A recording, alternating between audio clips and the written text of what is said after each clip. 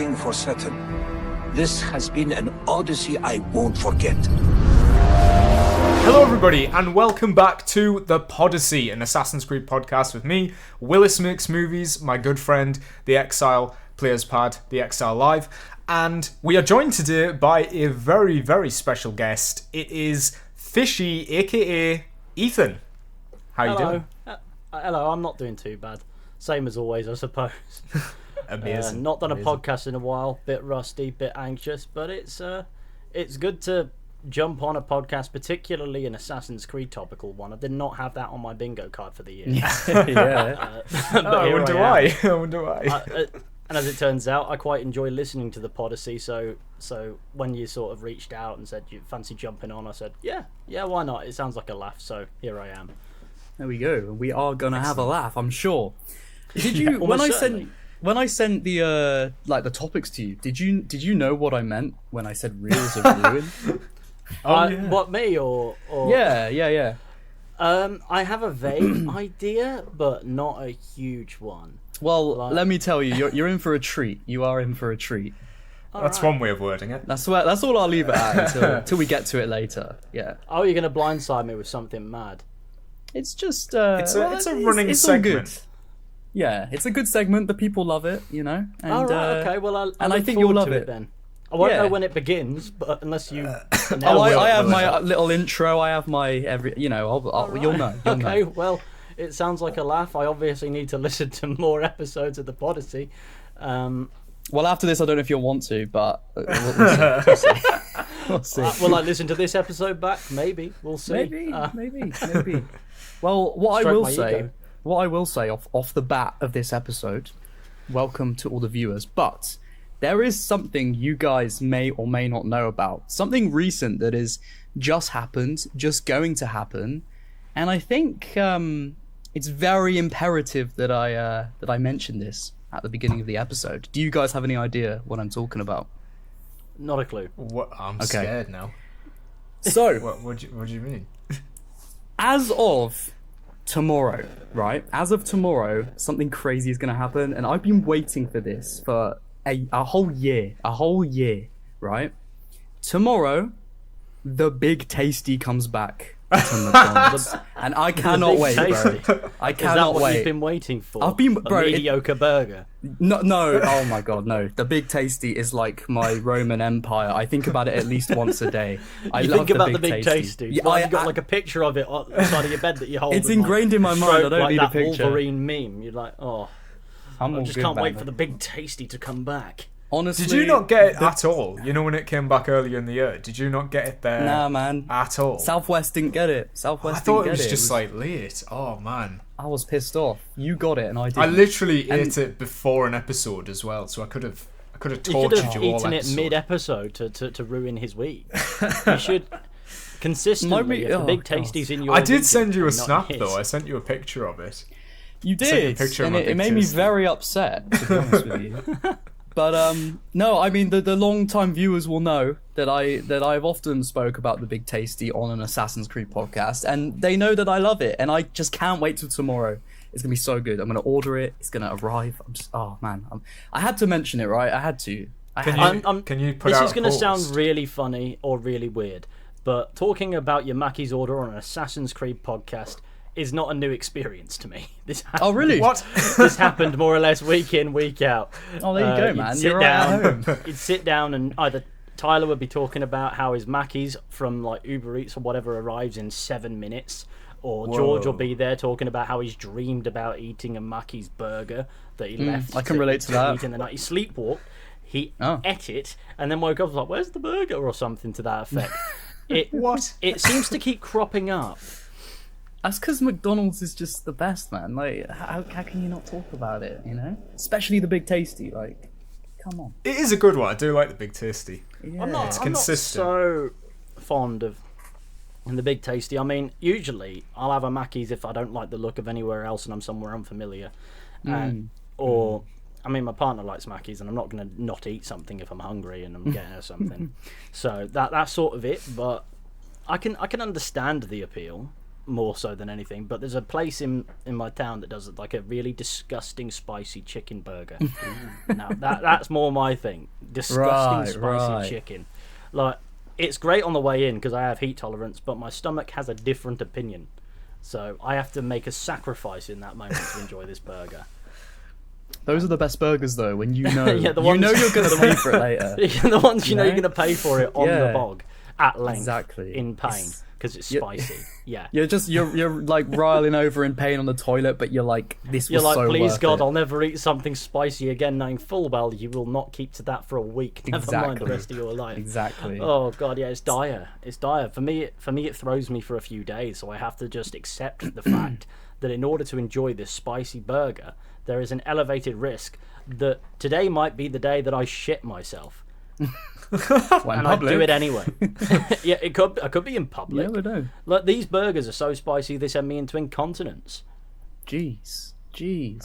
Where's that? In Manchester, is it? Somewhere nearby to Manchester, not quite the city itself, but Right. great Manchester, yeah. Okay. I mean, well, people can probably find out quite easily, but I'm not going to make their lives easier. look up the worst reviews. Like food poisoning reviews. Dirty That'll chicken take them burger. nowhere near where I am as a bit of a hint, so I'm okay with that. Right. Okay. No, fair enough. Well, listen, man. Tomorrow I will be eating my big tasty, and next You'll be week I will enjoying let your the Big viewers know. Tasty. Exactly. It feels yeah. euphemistic, doesn't it? The big tasty. Yeah, I suppose. I mean, it's very true to the word, in my opinion. It is big. It is tasty Which big tasty are we talking about? with bacon, of course. Oh, the bacon looked tasty. Of Big course. tasty with bacon, and I think they're doing a double one this year. So I'm Oh going yeah, I double saw that. McTasty. Yeah. I'm going Does it crazy taste tomorrow. double, or is it just double the burger? It makes you feel double the depression afterwards, probably, of eating a McDonald's. It makes you feel doubly ripped off by fast Yeah, food. maybe. But Did you ever have the chicken tasty? I think that was like a Christmas thing they did Oh. about 3 years ago. I don't know. I've never had a piece of chicken from a Mackey's not taste like cardboard. So Well, you're a it's real memorable. McDonald's hater. I'm not a real hater. I'm just saying, if you want anything on a Mackey's menu, you can find a nicer variant elsewhere. Fair enough. I mean, that's probably true. But yeah. the chicken is shit. The chicken is rubbish. I don't like the Oh, I don't know. I quite like the select. the select. Select. Yeah, you can. That's the one you can make an exception. I think that's for, the best chicken. But yeah, they did a chicken tasty, which they made like Christmas themed, and it was in a square bun. That's what I remember Yeah, about that it. It was a is- square bun. I'm not sure. So it's a about Christmas that. thing, and it wasn't turkey. That's okay. They can get a pass for that. I think it had cranberry sauce. I think that's where they got the festivity from. Yeah, they won't get it from the staff. You know. No. We are currently almost 10 minutes into this episode, and we've already off nothing the but rails. McDonald's. Yeah. Yeah, the algorithm you know, needs us to your say fault, you brought it Assassin's up. Creed. Assassin's Creed. I know. I mean, this is the Podussey, man. This is just The how it longer goes. we delay the Assassin's Creed talk, make them work for it. Get your watch time up. Yeah. You're in the game now, fellas. I mean, I don't know how much longer I can talk about Big Tasties, but you know. Well, you can talk about the Whopper from Burger King if you want. I do actually quite like the Whopper. Yeah, I like the chicken royale actually. That's always my go-to from Burger King. Yeah, I not like bad. it. Chicken. The fact that you go what to is it, Burger King cheese? to begin with suggests some maturity I did not expect. So Oh, I love a Burger King. There you Refillable go, drinks. result. Yeah. Out of the three, I think. Oh, I don't know actually. I do like Yeah, KFC. no. Oh, that's a question now. Oh, I'm just gonna sit. and I mean, ponder that one. KFC they started doing this 60 chicken. What are they called? Poppers? No, those small chicken bites. Oh yeah. the popcorn chicken, That's it. They do 60 now for like $2.99. Oh, like a that's tub of amazing. 60 of them. Yeah. I might have to go to my nearest KFC at some point because I don't mind the popcorn chicken. It's a nice It's little another snack. place I don't really go out of my way for though. No, I don't really go there that often, to be honest. I tried a Popeyes in Exeter, and now it's all just been Oh, I love Popeyes. looking at KFC sideways, thinking, "What did you guys let happen? These guys have come in now. You've been dethroned. That's what you get for making the hot wings batter and bone, you greedy bastards." I do like And that. then I have a lot of hatred for the hot wings from. I hate a lot of fast food places. It's really weird because I don't mind a bit of fast food. What's But, one that you know- that you like out of like the mainstream ones? The mainstream ones, I don't mind a good Subway, you know. A Subway. See, I'll have like one of those every 5 years. I know it's a bit of a perverted choice, but I think a Subway's special. I think you got to treat yourself with a Subway. It can't be too regular. No, I don't go there regularly. But yeah, I do love a good Italian herb and cheese chicken tikka. Cheese toasted, of course, because I'm not a degenerate. Some lettuce, some cucumbers, some jalapenos, and then the spicy chipotle just to top it off. And that doesn't give me the wiggly bum disorder, so it's all right in my book.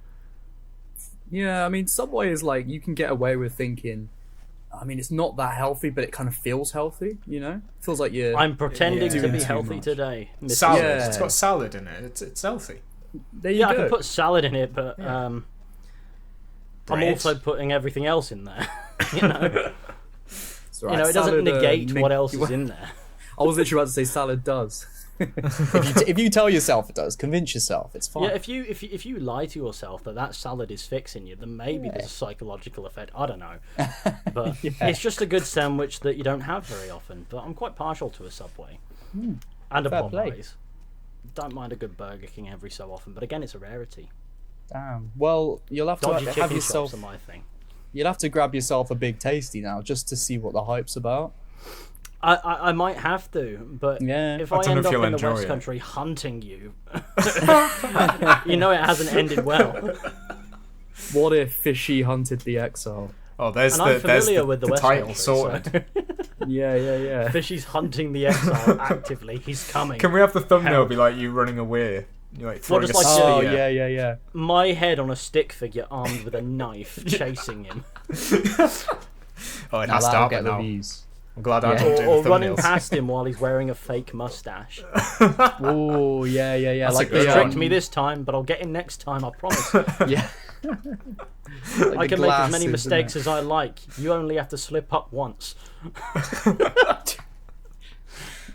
So, well, from here, what do we want to do? How we all actually just doing in general? Are we all good? Yeah, Yeah, not too bad. Yeah, Vibing. sure. Just yeah. yeah, we're all. Well, you see, I was going to make an existential remark there, but I don't think we're there yet. No, Give it an life's hour. doing... Life, yeah, give it an hour. I don't have any beers, so I don't know about that. But yeah, life's okay. I mean, Yeah. it's a vibe. There's not much. How's your YouTube going, man? How's it all going? It's slow at the moment. I would say slow because Yeah. I'm between things at the moment. Obviously, everyone knows that, or maybe a few people know, or maybe 2 people know, or maybe it's news to everyone, that I did quite well with Red Dead Redemption 2 over the past however many years. Yeah. Yes. And that content sort of expired. There's a few bits I could tie up loose ends on, revisit a couple topics in the meantime, but I've got a year's wait until the next Rockstar title that's no doubt probably going to do a similar thing Yes. if I'm lucky. Yeah. So I've got to fill that gap with stuff. So it's a bit slow at the moment. I'm only doing what I want to do rather than rushing to get stuff out, That's good. and that's so been yeah. nice. Now it makes sense why you're on the Podussy. This It's a is slow I mean, year. I'm here because you asked, and I had nothing Yeah, else planned yeah, for this particular Tuesday night. Yeah. So I said, yeah, you know what? I'll lock in that plan, and we'll have a good time. It's not so much about killing time while I've got nothing else on. It's just I had nothing planned there. You came forward with a plan, and I went, that sounds like a good plan. Let's enjoy. So, go. so I'm here earnestly, but Yeah. hopefully, I don't know. Maybe in my brain I'm thinking, I can weaponize the Podussy. I can radicalize them to my views about Assassin's Creed and McTasties. But no, it's it is nice to jump on podcasts every so often, just for the hell of it, just to have a conversation with people with enthusiasm in areas that you perhaps don't share the enthusiasm for anymore, but did, or still have a degree of enthusiasm for it, which is more my sort of remit, but it's a lot more jaded and complex versus how it used to be, and it's nice to recapture that, or at least pretend you aren't a bit cynical, you know. It's interesting. So- it's interesting. I'm sure we'll get into that. I thought it was a great idea to jump on. In other words, It'd be good to have you, man. I will just say off the bat before I forget, because the viewers are probably going to notice, my front tooth got chipped the other day, right? I've got to bring attention to it. Yeah. You waited 20 minutes to bring this up. I know. I didn't even think about it because it was like 2 days ago. It wasn't me. No, it was. You haven't hunted me down yet, so no, it wasn't you. Who's to say I don't know how to travel through time? You know, you've got to establish the parameters of the hunt. Well, here's the thing, right? It could be a dilemma. You could be doing something horrible in the future. If it was you would have had to gone back 15 years because it originally chipped when I was like 8, 9, whatever, however old I was at primary school. One of my friends, I was like play fighting, probably playing Assassin's Creed, in the playground with my friend, and he didn't mean to. Fuck. Yeah, blame Ubisoft for this. He didn't mean to, but he like slammed my head into the wall and my tooth chipped. I got it filled in that like week, and I've had it like a fake bit of tooth at the front for years, and I scratched. Like you're just chilling. I was playing a game. I had an itchy finger, and sometimes I like scratch it on my teeth. Does that sound weird? I don't know. It sounds weird when I say it.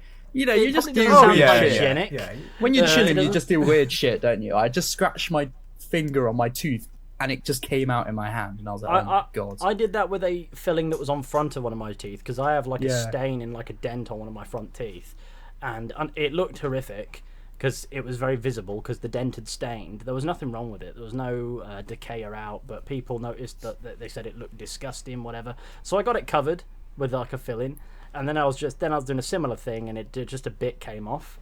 Yeah. And fortunately, it wasn't a bit anywhere near the tooth, so I just popped back into the dentist, and they filed it down so that it wasn't sharp, and it wouldn't come off more. So yeah, that's about the extent of a similar story as I've got. But if you've got half a tooth in your head there, it's not that bad. It's really not that. It's just the corner. It's like the corner of my front tooth. So I'm gonna go to the dentist. I'm gonna get it sorted. Probably. Yeah, not too bad. Get your dentist in on it, and you can say, "Look, fix me." And the dentist will go, "Yes." Yeah, I just had to say something because I knew it's very noticeable. Comments about it, wouldn't you? Yeah, it's noticeable. It's definitely different, but it could be worse. It could be worse. But now I've got that out of the way. Terrific. Do you think if you went the whole episode without telling us that, would we have noticed? I think. Oh, I don't know. Since we're not seeing him, no. Yeah, currently I definitely wouldn't have noticed. The viewers will see him, and they might notice straight up. And they might ask why we didn't bring it up. Yeah, put the timestamps in the comments. When did you? At what point did you notice that Harrison is missing part of his front tooth? Yeah, was it before I mentioned it or not? It'd be really funny if somebody says at 1 hour and 20. Like, oh my god, what happened to your tooth? Skip through the timestamp. They skip to the Assassin's Creed bit. As they do, probably, go, what became of your tooth? Yeah. But yeah, with that out of the way, next on our list is the fabled Mirage DLC. Ooh. Now, I played it, Lewis played it, and I believe Mr. Fizhy / Ethan played it as well. Yeah, I have done. As a bit of context. Yeah, let us know, man. Though I haven't tell us the story. Though I haven't covered Mirage since its release in quite possibly any way, I picked it up second hand, and primarily because I didn't feel too comfortable giving Ubisoft my money. So I picked it up second hand from CEX, and I tried to play it. Yeah, I mean sex. Yeah. Yeah, but nobody says sex. Come on, you've got to say it. Of course you do, but nobody's saying that in public. I'm gonna go to sex. I do, bro. I do. I'm like, should we go in sex? As loudly and proudly as Listen, you want. if people hear, they hear. I'll be like, oh, should we just pop into sex right now? So wait. Did you experience sex because of this DLC?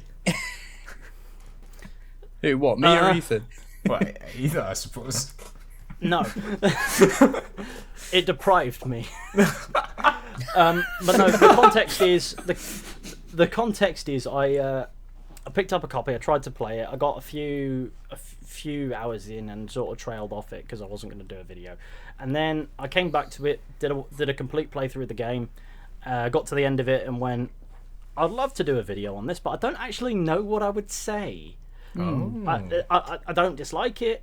I don't particularly love it. It's just a game that exists, and while there are things that aren't bad about it, there's not a lot that I can praise about it. Baghdad's historical sort of, not necessarily accuracy, but intrigue is probably the beginning and end of it. So I was like, right, if I have nothing insightful to say, I'd rather not waste people's time. So I didn't cover it in the end. But if I ever come up with something to say, maybe I'll revise that. Once I'm through this Cyberpunk video I'm working on, maybe we'll see again. But then I played the DLC recently because it came out as free. So good incentive, yeah. Yeah, and I saw people saying it was good, and I was like, all right, how good can it be?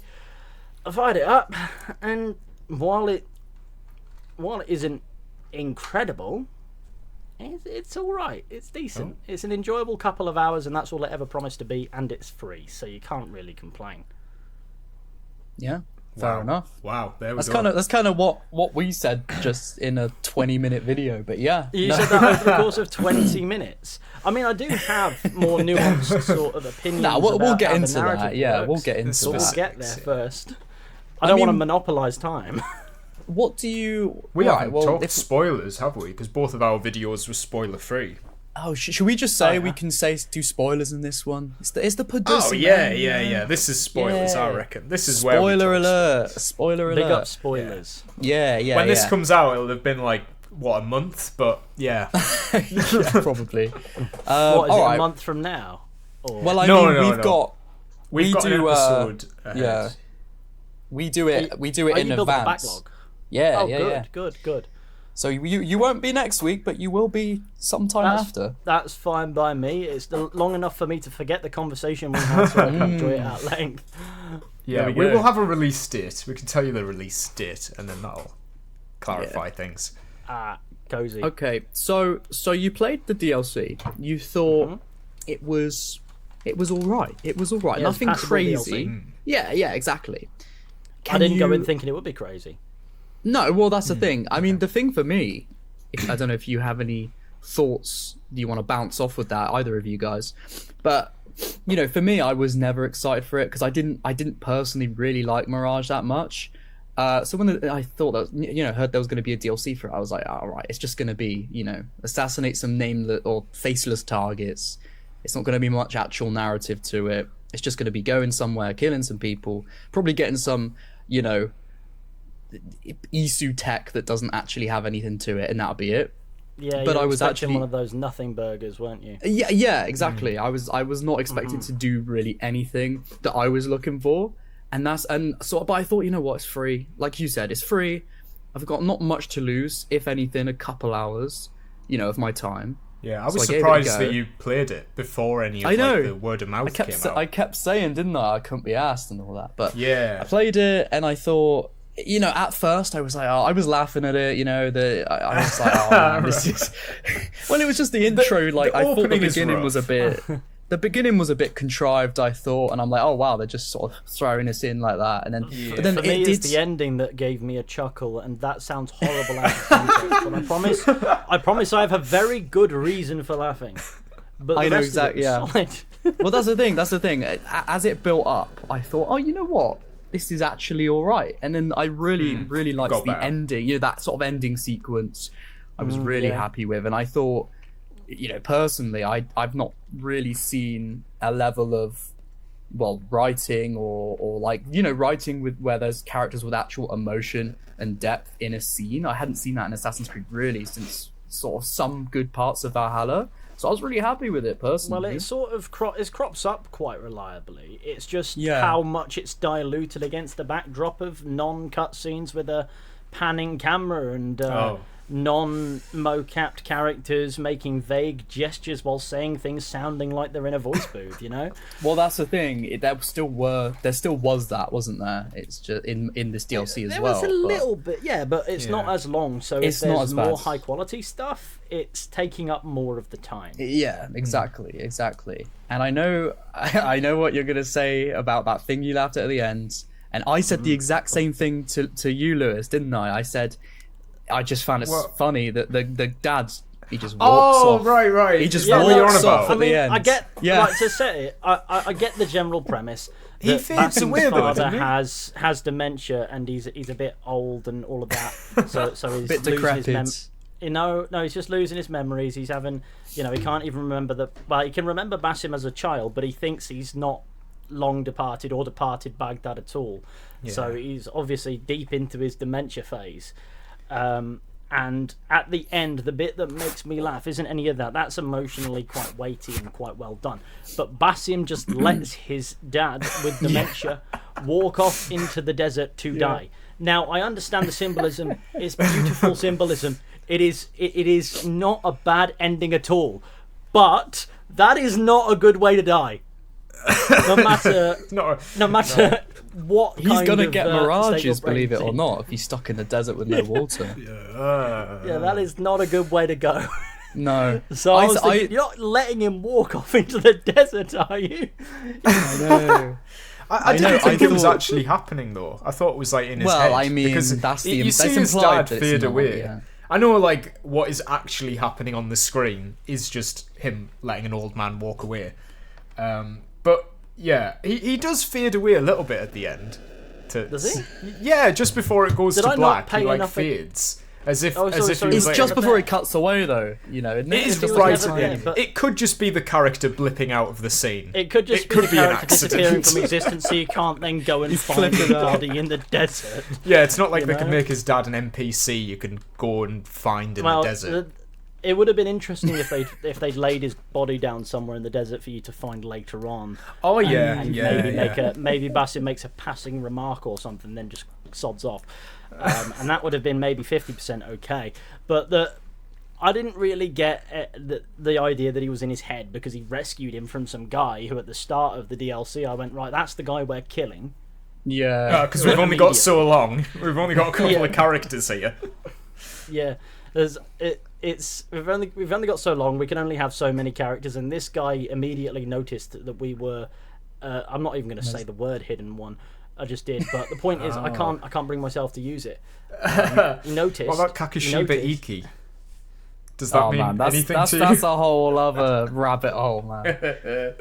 What's that? Sorry. You don't want to know. Oh, it's that an is, awful Is thing that a from name that's come Shadows. from Shadows? In is it? in Yeah. Shadows, they don't use the word assassin, and they do like right at the end. But instead of assassins, It's too they late, are though. they are the League of the Hidden Blade, and Oh which my translates to Kakashiba Iki, and that's all they say throughout the whole game. Even though this is set in Ezio's time. Yeah, this is So- when assassins were an established thing. You Yeah, just- And they still can't do it, But man. no, They still they're can't they're do a it. small underground faction that nobody knows. Why are they according to afraid of Shadows. saying the word assassin in their games? It says it on the fucking title. I know. Are you know. insane? It's right there. Use it. Yeah, it's like You get free I'm- brownie points every time you use it. So I'm use a it. broken record right now, but I always say, and I say it again because I haven't said it to you, Ethan. It's just like to me. It's just like if they stopped saying Jedi in Star Wars and they just refused to say Jedi. It's like Yeah. it would be so weird. the the Force same thing. users? Yeah, we Force are the lightsaber wielders. It's like no, We are- I'm Jedi. What are you doing? We are the league of the functional lightsabers. Yeah, exactly. It doesn't make sense. And to be honest, it's even more crazy in a game called Assassin's Creed. Yeah. I mean, it's Yeah. who knows? I It's, suppose with Star Wars is actually different, because Star Wars doesn't explicitly need a constance of the Jedi to survive. I mean, that is true. True. That is true. Yeah. I mean, there is a flip side to that.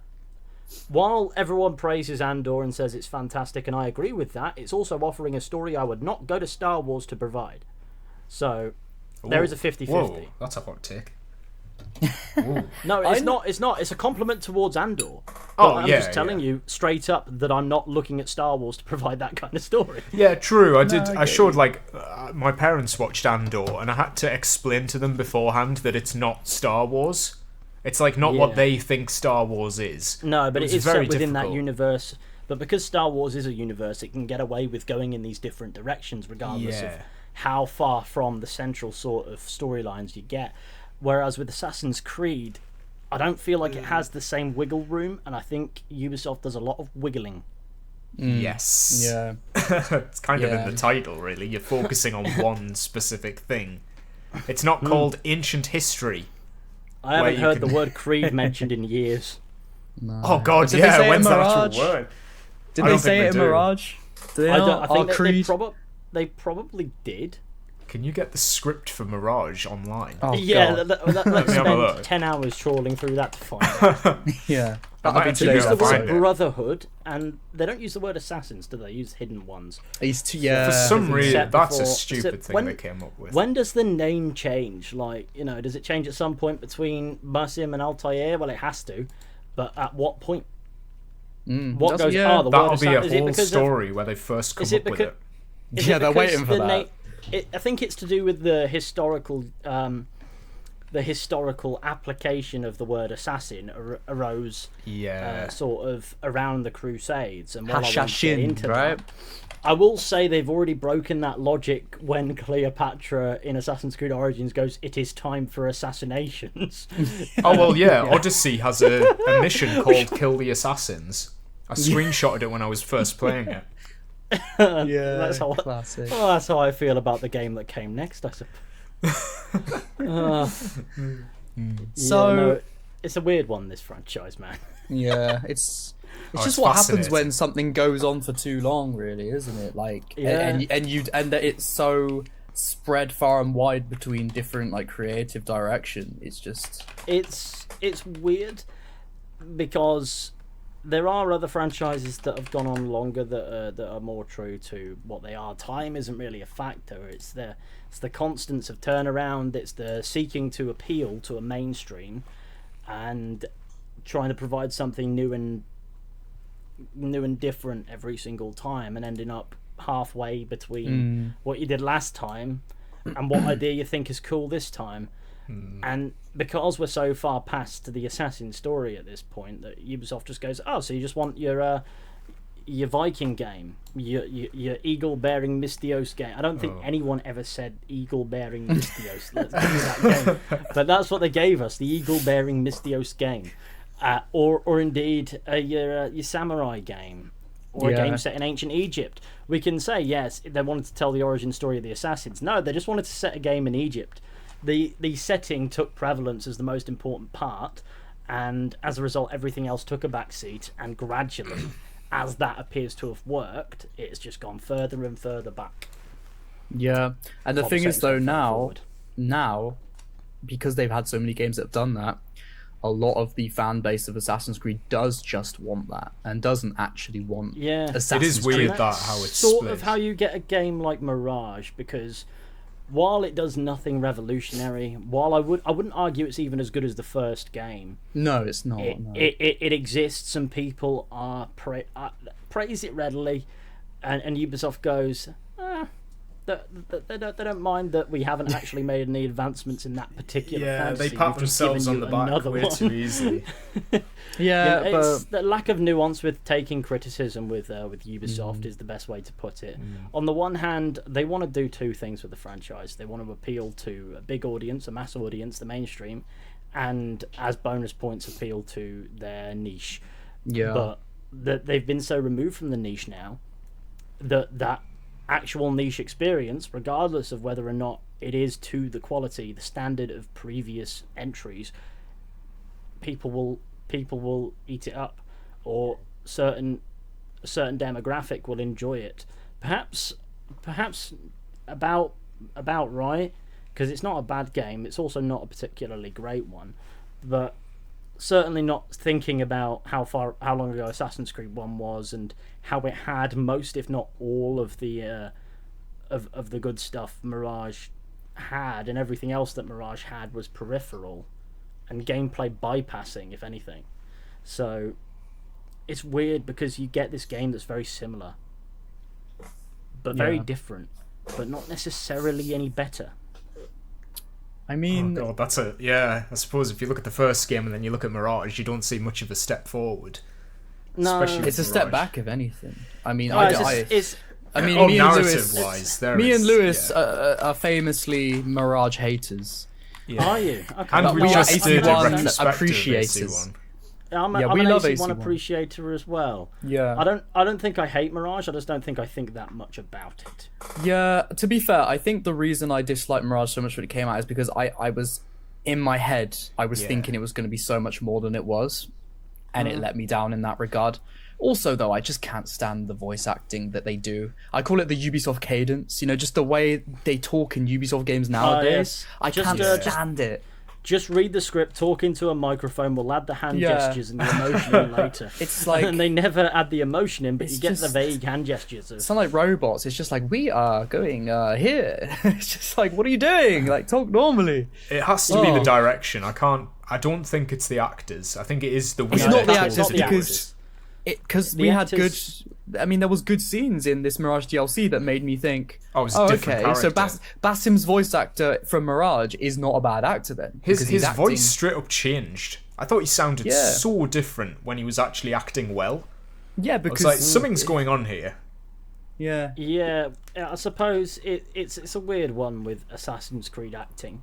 It's a content volume thing, where but they'll often they'll save the mocap scenes for very special moments, which, I mean, in Valhalla, in Odyssey, in Shadows, you can understand or Origins even, you can understand they're big games. There's a lot of content to get through.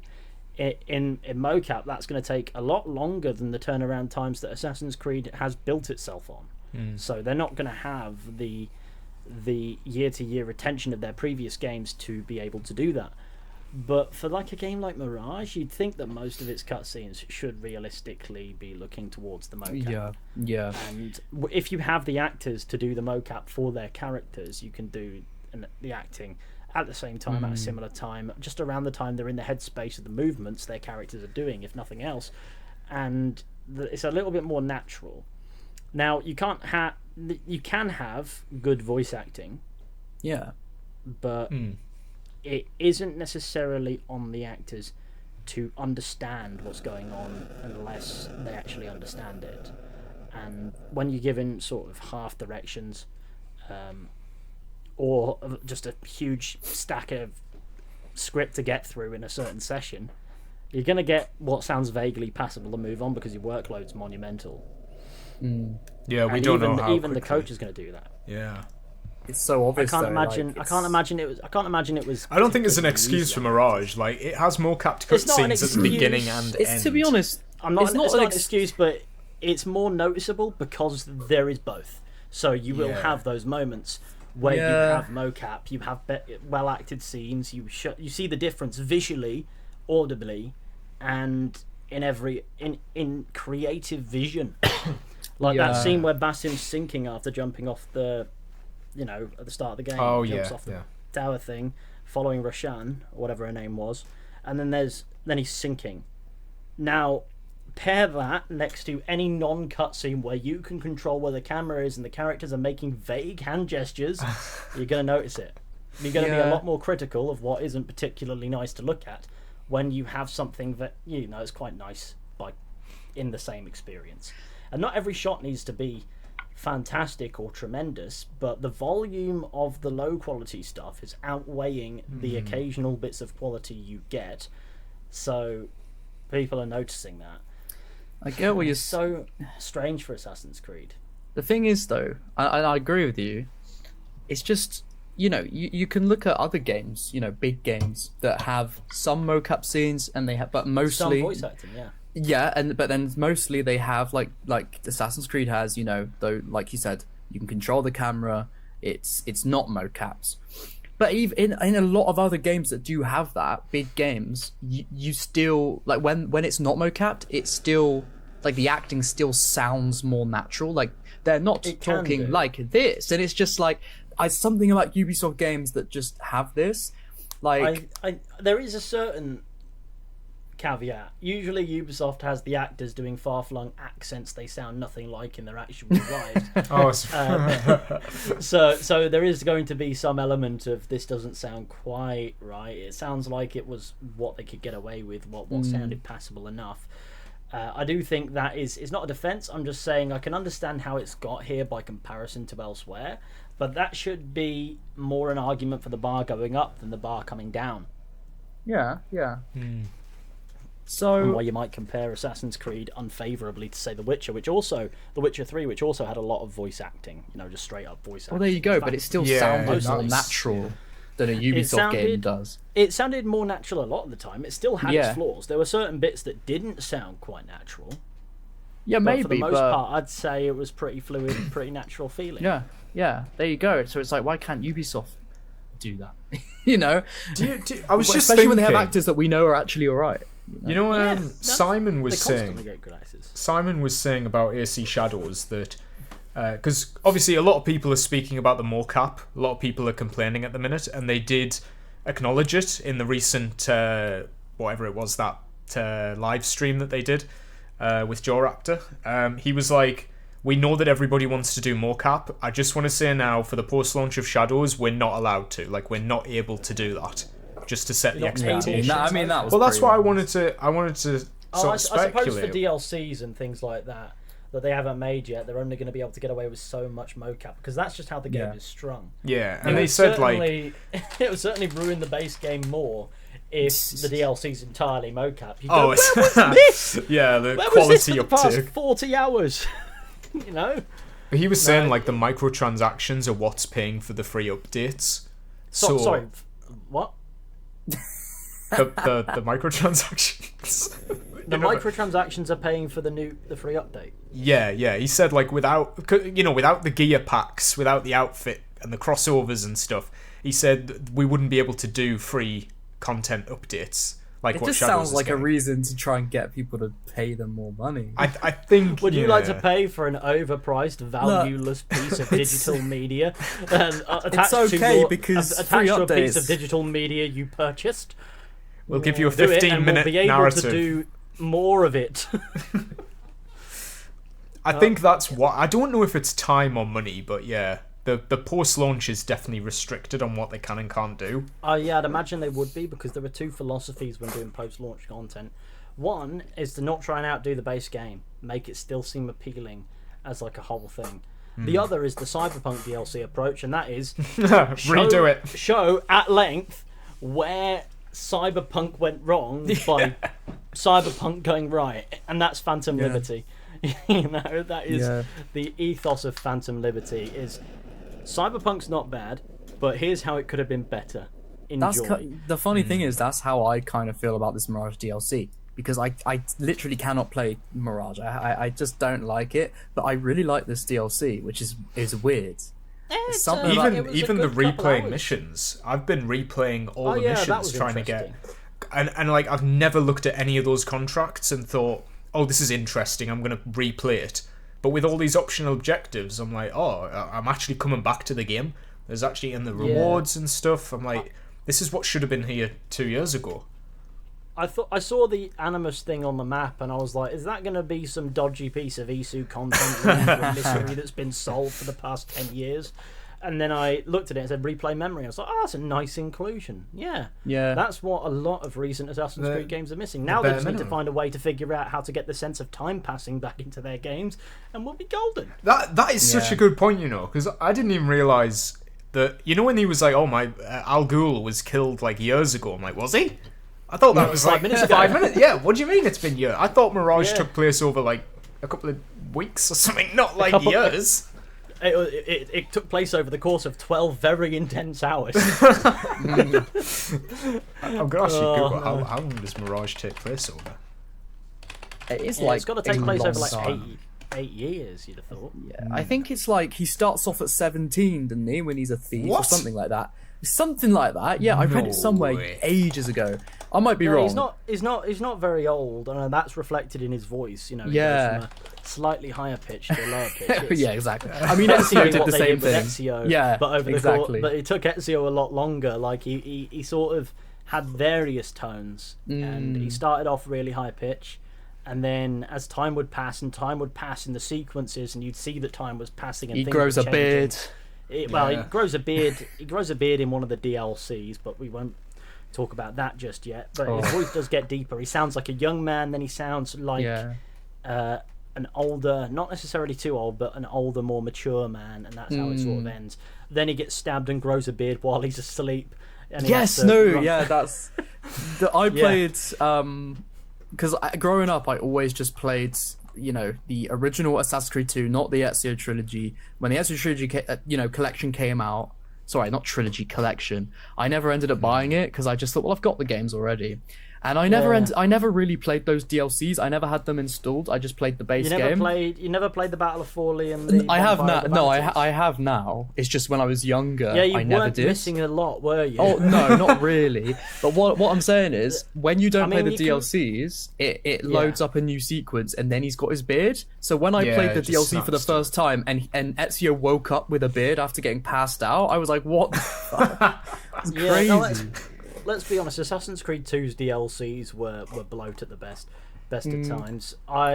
Battle for Forlì you can make an argument for, but Bonfire of the Vanities is so just obviously blatantly cut content that should have stayed cut.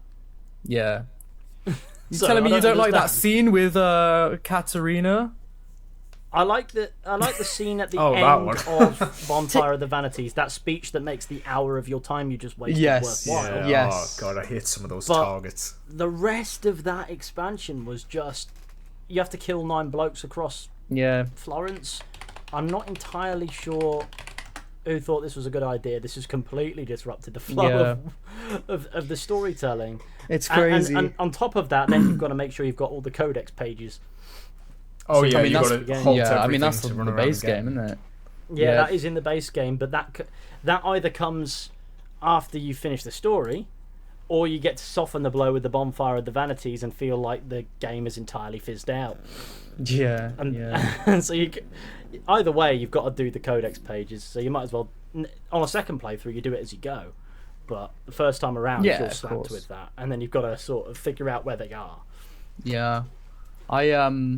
What I find funny is when you're in the sort of prologue area of AC2, you're not an assassin yet, your family's still alive.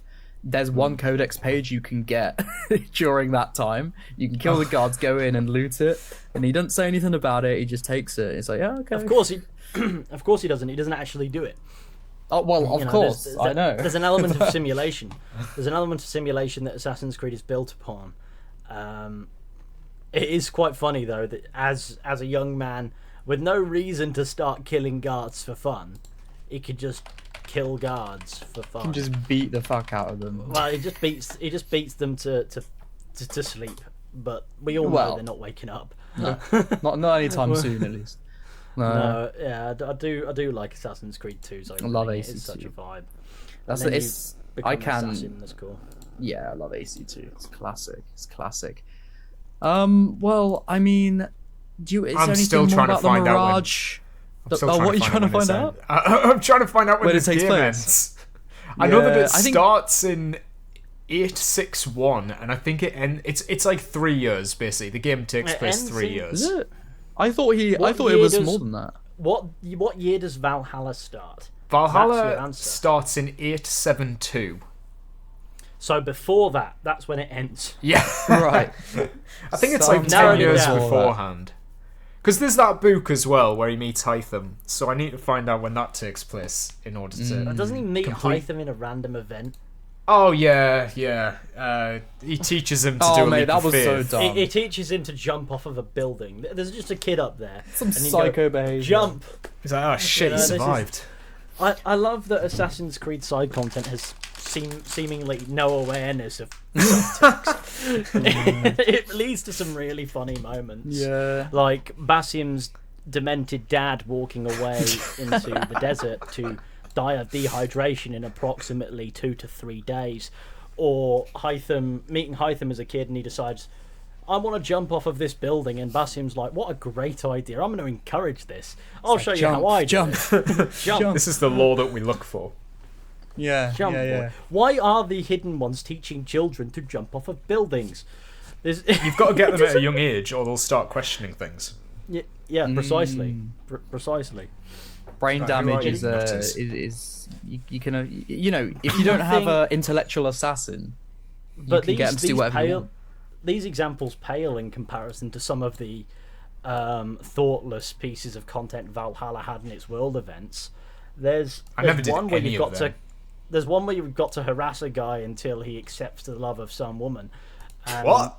And What? if you flip it on its head, it's a lot more sinister in your head. If you go right, if you reverse these roles, that is a lot more sinister. And then there's another one where in Norway, there's a couple who are having trouble getting it on or getting into. Oh yeah, I know about this one. So you've got to burn their house down to simulate battle so they can fuck.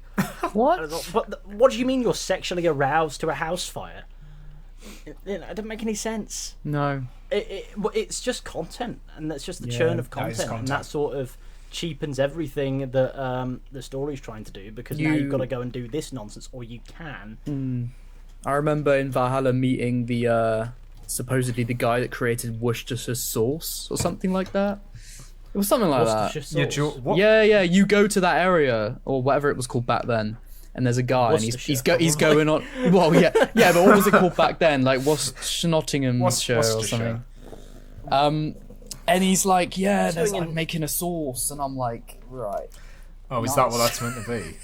I can't really remember. It was like 5 years ago now, wasn't it? Is Worcester in Valhalla? Yeah. I think so. Yeah, I'm sure it must have been. is. It must have been if they were making that joke. Would it have been spelt the same? Well, that's what I'm asking. I don't know. Oh, Worcestershire's its own. I've just googled it. Yeah, it is. It's in Valhalla. It's called Worcestershire. Worcestershire. So they had Shire on the end. They really took the opportunity to make that to make that tongue twister just a bit trickier with Worcestershire. You know. The first thing I found was somebody saying, "This is personally in my top 5 arcs," and the response is, "It's all right." Right. Oh god, oh my god, my favourite arc for all the wrong reasons is Gloucestershire. What is Why is that? It's just stupid. It's just really silly. God, I can't even remember now. I don't You know remember. which arcs were which. It's the fella named Tevda who goes missing. Oh, Tefta, I remember. Yeah, no, it's just unnecessarily silly and a waste of time that I remember it fondly, because I was laughing the entire time at things that Ubisoft didn't intend for me to laugh at. Is he the one that gets married, or is that someone else? No, he doesn't get married. That was I can't believe I remember. Oswald. Oswald? Yeah. Oh man, yeah, it's all coming back to me. It's all coming back. No, I have a lot of Valhalla's story baked into my head, and I don't. For a game that I've only ever played through a couple of times, that is annoying, because I would like to purge those memories and fill that space with a different game. You know, I can't for the life of me remember the story of a game I played last week, but for some reason at length I can remember the bullet points at least of Valhalla's various arcs. I just remember mashing trauma stays with you. I think it does bring you to the big issue with modern day Assassin's Creed, and that is that they are formatted horribly. Oh yeah. Yeah. You mean just the way they play, as well as like the story presentation? They play sort of. Now, I have no opinions on how they play. Like, it could get better, it could get worse. But I mean, the presentation of the events, the series of events, the chronology, how it all comes together is just horrifically formatted, because it isn't intended to make sense. Yeah. Because they want you to be able to do it in any time. Yeah, that is the main issue. The only thing that gives you a sense of order in Valhalla is the leveling. Yeah. The power rating. The only thing that gives it a sense of order in Mirage are the start and end. That tells you everything. I don't know what Shadows is, but I presume Shadows is the same. It's the same. It's the same. Yeah. They know where the story starts and they know where the story ends, and they just have a load of stuff in the middle. It's a free for all in the middle, and that's really bad for character development, because things have to happen out of order. You can't have the character make a realization, then in the next mission just default on something that they've evolved on. Just go back to how they were. I can't believe even Claws of Awaji was non-linear.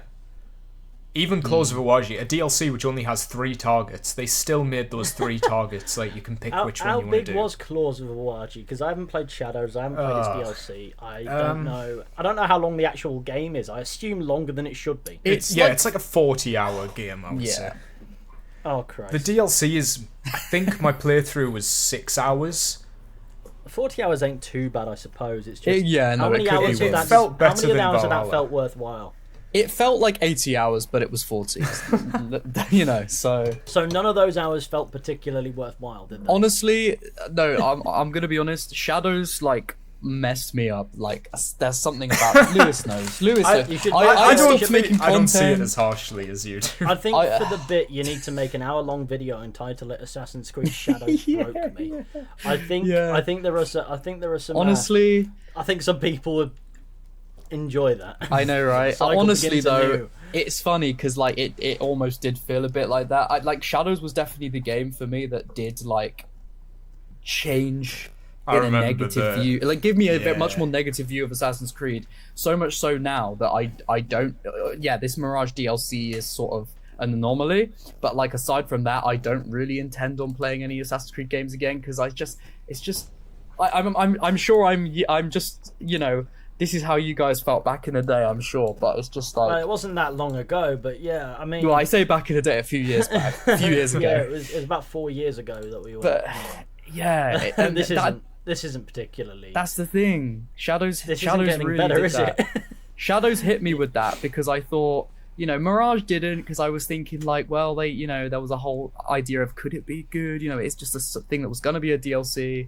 So, but then Shadows came around. It's a mainline game, and it promises it's going to be an Assassin's Creed. It's set at the perfect time to actually mention assassins and actually, you know, focus on actual assassins and Templars, and they still don't do any of that. It's still just like epic, you know, warrior history game that it's trying to be a little bit too funny, and it's. There is some value in what it's trying to be. It's just doing it by treading on what it is.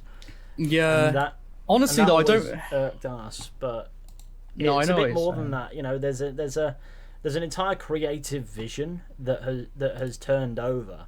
So in Assassin's Creed 1, how many people do you think that worked on Assassin's Creed 1 still work at Oh, Ubisoft? probably none. Yeah, Probably not I many wouldn't think at it was all. high. It's probably at least not many. You know, like it's not many. You can probably count on one hand, probably. You can probably count them Yeah. on your thumb, and that probably is it. That doesn't mean there aren't people who are passionate about the franchise that have their own ideas about how they could drive it forwards and want to implement those. But then you've got this massive company that is tailored to crushing your soul. So what that is going to take a lot of heavy lifting to come to the forefront. So you have very few people who actually worked on the original Assassin's Creed still there. You probably have a few, but for the most part, you're looking outside the company, outsourcing maybe music. Maybe you'll get Jesper Kidd back for Yeah, maybe. something or something like that. But he's a composer; he's commissioned or something. So it's a bit different. You've got certain people who understand it more than others, but you've got to adhere to a vision from somebody who doesn't play the game. Somebody high up goes, when the game's finished, doesn't play it, more than likely. And so you've sort of diluted this formula to the point where it seems to be appealing to people. Because you don't play it, you don't possess the nuance to understand the reason why the formula is working now versus before, when it was working to a certain extent, but nowhere near to the levels of sales, is because it's a different formula. You've beat the formula down until it's become slop. And of course people consume slop. I don't know why they do, but they do. It requires them to not think. So they switch their brains off. They come to Assassin's Creed for the game that you just sort of repetitively play. Yeah. Whereas before it was always a thought exercise, a philosophical sort of discussion, a back and forth. It isn't that anymore. It's none of those things. Everything's watered down so that anyone can pick it up and play it without having to ask what's actually going on here. At any Yeah. point. And that's how every Assassin's Creed from Origins onwards is framed. Yeah. There have been half decent Assassin's Creed games in that time. Origins I quite like. Yeah. I don't like it for the Assassin's Creed side of things, but I quite like it for its own value. Odyssey is a dumpster fire in my opinion. I can understand why people like the idea of ancient Greece and the historical tourism side of it. That's But the only thing. it's you a can get game out of that it, though. it's a game that has nothing to do with Assassin's Creed and encourages you to run in a straight line by not giving you any fall damage. So Oh, I'm not God. sure that even Yeah. Ubisoft care if you see any of it. Shadows stops fall damage as well. It has a perk Yep, that does it that. brings it back. And it does it worse because... You now can't go in a can straight only- line. Well, yeah, because they force you onto the roads. You can't they even force climb linear a hill. paths. So wait, If you you try don't and- take full damage. If you get the skill, you can not take full optional, damage. But it doesn't really matter because you cannot climb hills. For the many hills of Japan, like mountains, the game doesn't let you climb any of them. Yeah. It makes you fall back down and keep you on the actual road. It's awful world design. It's I said absolutely in my awful. video, it's the flattest world they've made. Yeah, You because know- you can't go up hills. It's you can't It's climb. real. That is really funny because in Skyrim, yeah, you're forced onto the road a lot. As a comparison, a wild one. But I would be really annoyed if I couldn't shimmy my horse up. The mountain. Yeah. Well, there you go. There you go. It's just just because it's there to do. It's you just we won't go too much about Shadows because I know you haven't played it, so it's kind of hard for you to add to It's it. hard. But like, think you've got a good I can impression react to things already. you're telling me. yeah, it's just like Yeah, I can say what I think based on what you're telling me because I don't suspect you're lying. You know, I mean, I wouldn't imagine. I wouldn't imagine you've got a reason to tell me that. Are you something's excited for case when it the? isn't. Are you excited for the Attack on Titan crossover? What? It came out Sorry, today. what crossover? It came out today. What with Assassin's Creed Shadows? Yeah. oh, Lewis, tell him about the let me send cave. him. Tell him about the cave and what's in the Isu cave. Oh and what's yeah, in yeah, there. yeah. So Right, I'm gonna so have to keep listening to this. I'm gonna have some nicotine. Yeah, man, you gotta do it. I've been sat here refraining from an hour because honestly it looks a bit grubby. But you know what? We're past that. do point. what you gotta do. Yeah. You're on the Podussy. I love being on the Podussy. Hell yeah, hell yeah. Go on, Lewis. This Tell has been a him. Podussy we will never forget. so There you go. hey, there we go. So yeah, obviously, the main game of Shadows does not have any Isu content at all. Like they went in wanting it all to be very grounded, realistic for the most part. But they, we're in the post-launch now, and they were hyping up that we're finally adding an Isu tomb to the game. So everybody was like, "Holy shit, we're gonna get like a puzzle or some lore or something." And obviously, it came out today, so we finally know what's in the tomb. Oh, and please it's- tell me it's Go on. What do you think's in the tomb? yeah, what do you Ethan? think's What in do you the think's tomb? in there? knowing Ubisoft, it's probably nothing interesting. Am I? Oh, it's interesting. It's interesting, What- alright. What do you mean it's interesting? It's a joke. It's a joke. It's stupid. I It don't is know, an like absolute joke. A first Civilization sex toy, maybe. I don't know. You could say that. yeah, You see, potentially. people one way. speculate that it might be a new piece of lore, or it might be a mystery. It's not a mystery. That mystery was concluded in 2012. And how much more lore do you need? The more you add, the more diluted it gets. And while I understand having lots, we already have lots, so I don't really know what they could add unless it's something ridiculous. So I'm just gonna have to assume it's So okay, I haven't seen it personally, so I can't verify. so this is an unfounded claim. This is something I'm gonna have to check, but Yeah, we need to Um, verify Yeah, this. because you told me this like it was true. someone in my Discord said they put a spoiler tag on it. They were like, I know what's in the Isu tomb. This was like half an hour ago.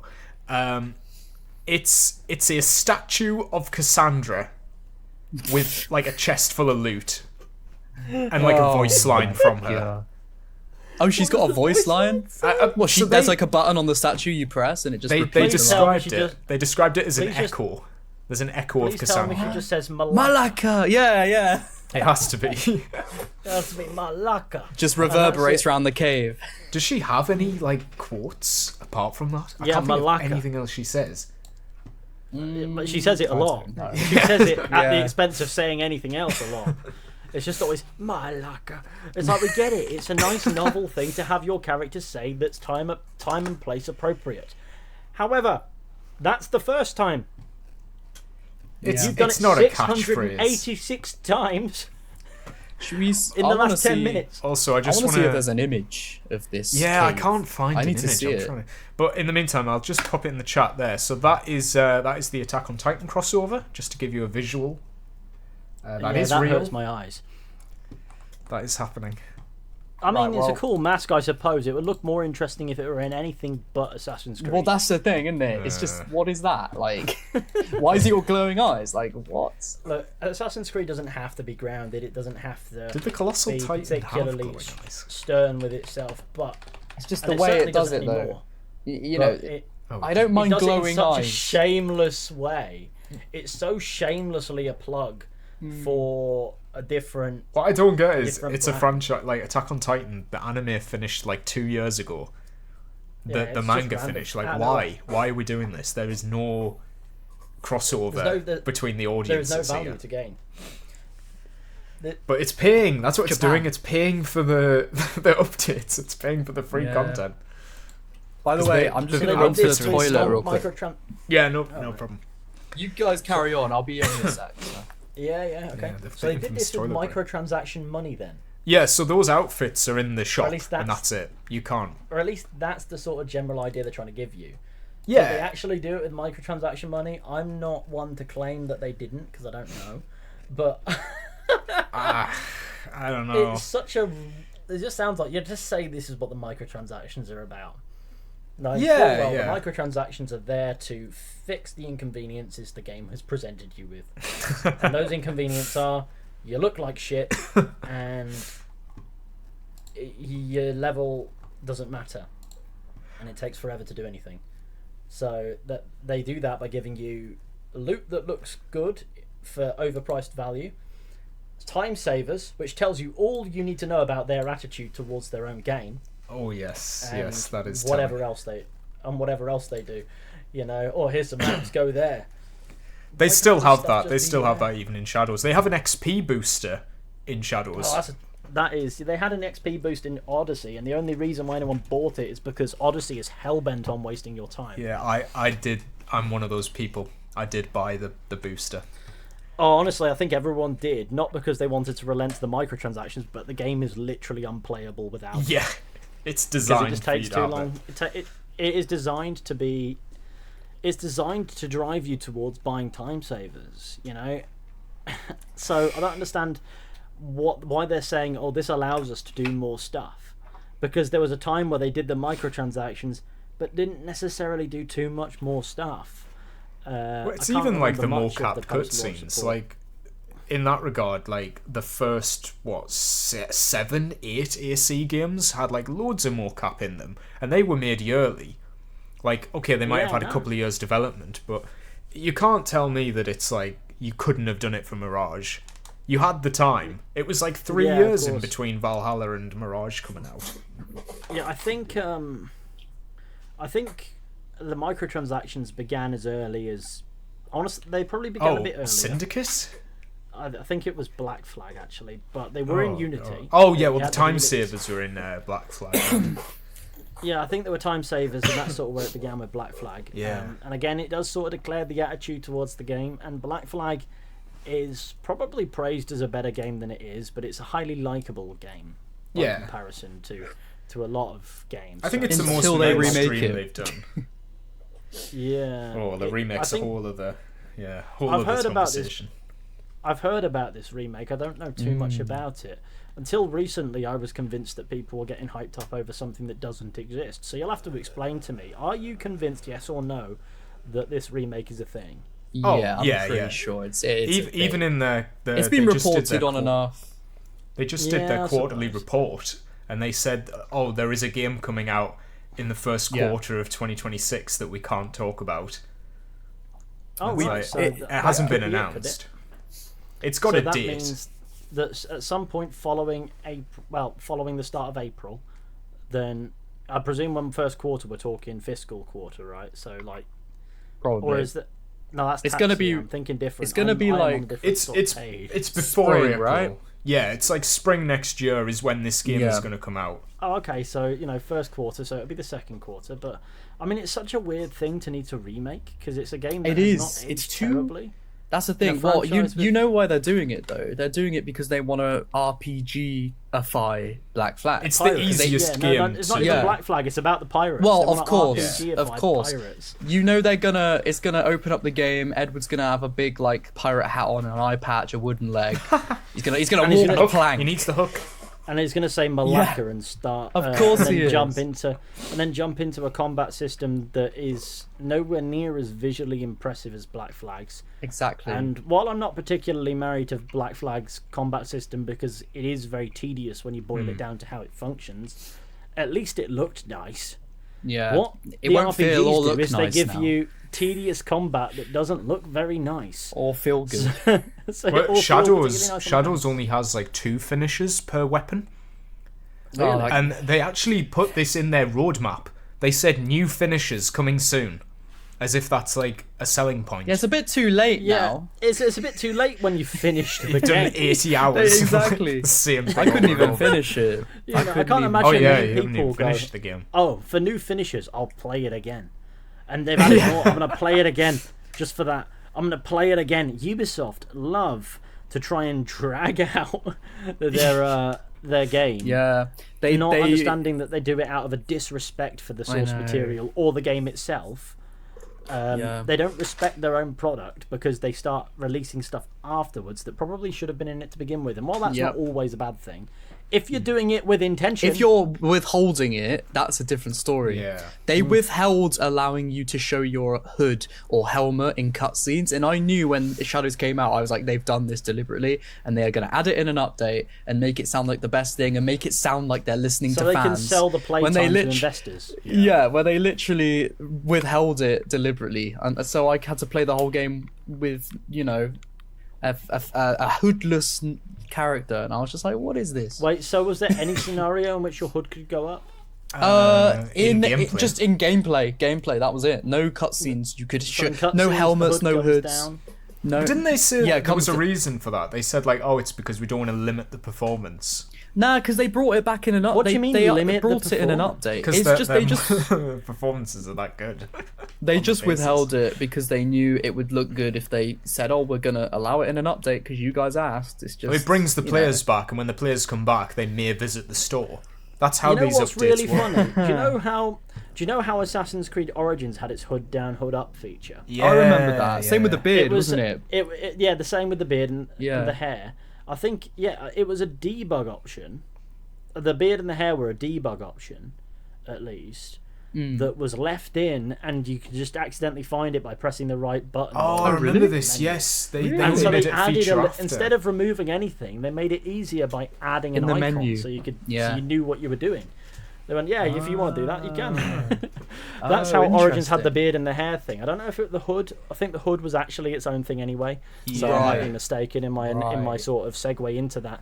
But the point is, there was a time where they had these features purely because they forgot to remove them, or indeed they were just good to have. Damn. Because bearded Bayek is the only way you can enjoy. Oh yeah. Bayek. Clean shaven He has to be Bayek is bearded. terrifying. It's kind of weird. Clean shaven Bayek isn't real. He can't hurt you. you know.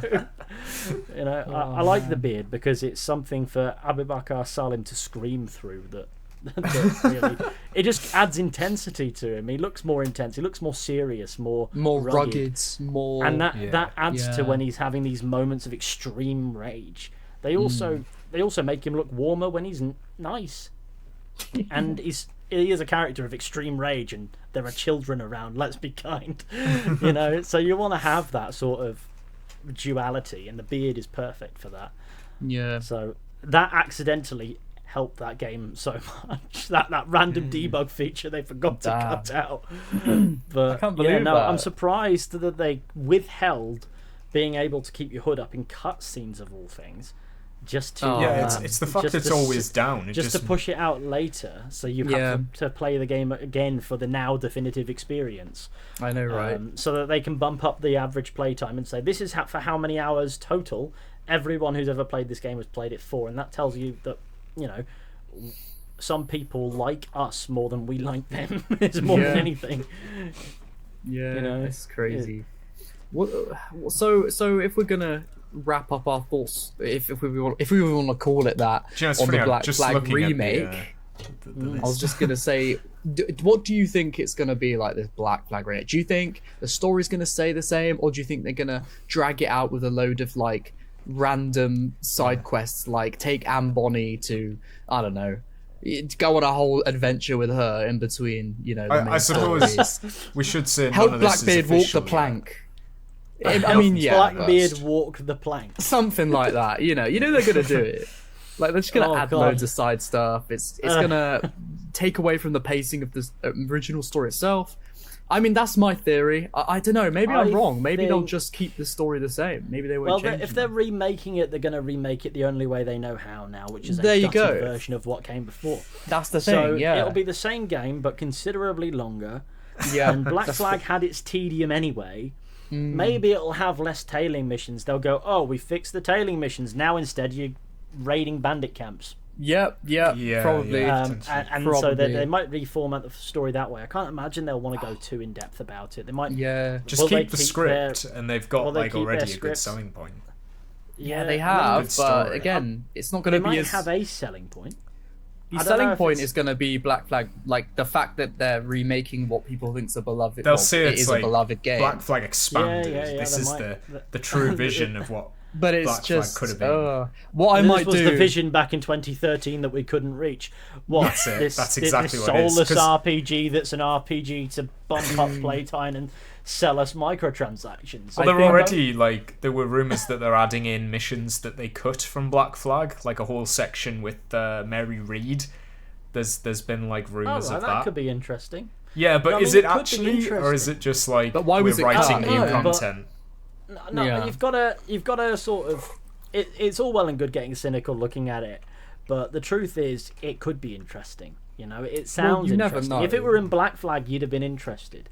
While I can't say I'm particularly interested in it altogether, I'm certainly curious to see what they're talking about with respect to that. Maybe I'll look it up on YouTube. I can't imagine a remake now from Ubisoft now, from the games they make now, with this very fundamental formula that they can apply to various things pretty quickly because they know how to set that up. I don't think it will have anywhere near as much soul as Black Flag actually did, and I would be amazed if I'm wrong. I think you're right. I think you're Well, right. we'll That's- see. yeah. We will see if I'm right. For now, We we will. can only say probably or probably not. I mean, the Yeah. best case scenario here is that it's a remaster. Honestly, the best case Honestly, scenario that would is be it's better. just I'd like the an best case Unreal scenario Engine is 5 they release a remaster. PS5 version of the game as it is. Yeah, You know, there's an argument you can make with remasters. a What can you do remaster to could make ruin Black Flag the look nicer? cutscenes, especially because the whole thing is mocapped pretty much. So do you have to redo the mocap? Do you just paint over the top Not of in a those remaster. performances? Depends on whether or not you deleted the files, I guess. Yeah, true.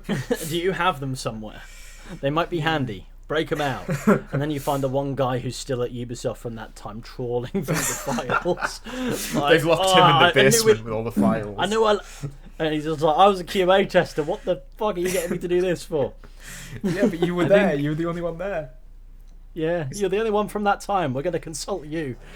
I think with that, it doesn't strike me as particularly appealing because I know what Ubisoft games are like now and how their formula is basically a template that they try and quickly apply to various projects. So if you look at Far Cry, if you look at Watch Dogs Legion, you look at whatever else Ubisoft has released recently, Star Wars Outlaws, is it called? Yeah. Or that Avatar game that's basically Far Cry, but you're blue. Yeah. But now they've added a third-person mode, so you can go back and play it. In a less definitive, worse way. Yep. Yeah. I imagine. We went back on our creative decision. If you analyze how those games are structured and how they work, while they might have different hooks, different stories, different settings, even different perspective gameplay, they're all structured very, very similarly. Yeah, Ubisoft They're make very- the same game. It's the same game, different skin, different look. I mean, in a way, they've always kind of done that. It's just They they do have, it to a sort of. grander scale these days, you know? I don't know if they've always kind of done that. I mean, they certainly do a lot of that, and it's not even unhealthy to do. But when the formula itself is designed to be quick, but not necessarily fun, it is just there to be let's make as much content as possible in this time frame. I don't think it gives you much optimism for a remake of a game that, while I wouldn't say its formula was particularly groundbreaking anyway, it's an Assassin's Creed game where for the most part you don't play as an assassin, you're mostly sailing on ships, and when you're not doing that, you're following people. You know, it is a game of many flaws in its own right, but that is the original version from a time before this catch-all formula was so prevalent and so noticeable that it's hard to enjoy anything that Ubisoft do. And you have at least got some unique vibe from that version of Black Flag. I think a remake that doesn't understand how to recapture that is going to really struggle. Yeah, I think with all that said, though, it'll still sell really well. People will still it'll sell well. Gonna love it, and you know, and there'll be a load of people saying, "See, this is why modern Assassin's Creed is better," and you know, Ubisoft know this, which is why. It's still it's not gonna change anything, you know. Maybe they'll purposefully make it bad so that people go, "See, the old games were rubbish. The RPG games are the better ones." Yeah, this is what annoys me about Ubisoft most. From every metric that Ubisoft pays attention to, the new Assassin's Creed games are better. They're just not paying attention to the metrics that you, me, various other people are. They're looking at what's going to make business sense for them. Yeah. And while that, I'd say that game has caught up with them a little bit. And they have sort of noticed that maybe that wasn't a clever way to go about it, with complete contempt for the consumer or the fan bases they cultivate around their more successful franchises.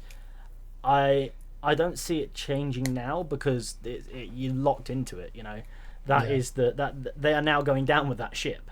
I don't know if Ubisoft is going to survive very long. I think they will, but I think now that they've done such a big deal with bloody 10 cent. I think they're probably alright. I think they will, but they're certainly going to have to ride a little bit more turbulence and uncertainty until they start releasing more resounding successes. I think they've got a big franchise. Isn't their share price now lower than it was in 2007? I don't know. Probably, wouldn't be surprised. Because it is pretty low.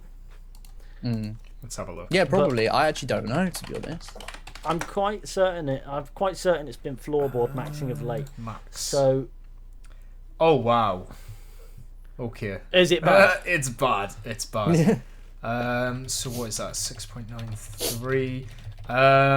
Yeah, like 2010. 2010 is the lowest I can see it, and maybe 2004.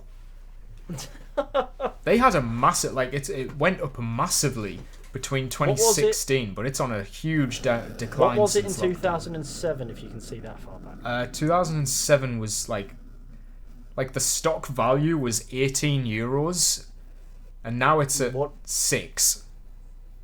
Damn, half. Well, no, more than that. It's a huge drop. If you look at the graph, it goes all the way up, and then in 2020 it starts to drop, and now we're like Ubisoft's history of a publicly traded company has been undone. that is the extent of that. You know? Yeah. Damn. That is insane. That is an insane drop off. Yeah. Well, hence why they have had to make a deal with Tencent. How much do you know about that? How much do I know about the Tencent deal? Not much. I just know that Ubisoft stock not looking particularly ideal of late. I had a feeling it's probably a mixture between releasing mediocre games and anti-consumer business practices, and quite possibly the fact that they are clinging to a model of game development and publication that doesn't work anymore, and it's a lot easier to see clean through because nobody else is doing it. So you ask, what corners are they cutting? And as it turns out, almost all of them. With regards to the quality of their game, pretty much. With regards to the quality of their game, I can't comment as to what they're cutting internally because you don't know. But with regards to the game, a lot. But yeah, you got a big spike there in 2007, 2008, more so 2008, and then it really went up from 2016 to 2020, and then they've been riding that since. And I think part of it is they haven't really released a I was going to say, what is the big Ubisoft game since 2020? There hasn't really been anything. They haven't had a hit. Yeah. I know Shadows, like they said, Assassin's Creed as a franchise overperformed, but Shadows didn't even feel like a big release, to be honest. Like the way it was done, it just felt small. I don't know how to explain it. I think they didn't market it nearly as much they as really Valhalla. didn't. No. I think the problem is when you can't afford the marketing. Well, is that what it is? I have no idea. I mean, in that Stabs time, in the dark maybe. now. But I think it also boils down to the fact that they released it at a very different time of year when not a lot of people are as willing to buy games, and it's not necessarily as potent a marketing period as towards the back end of the year.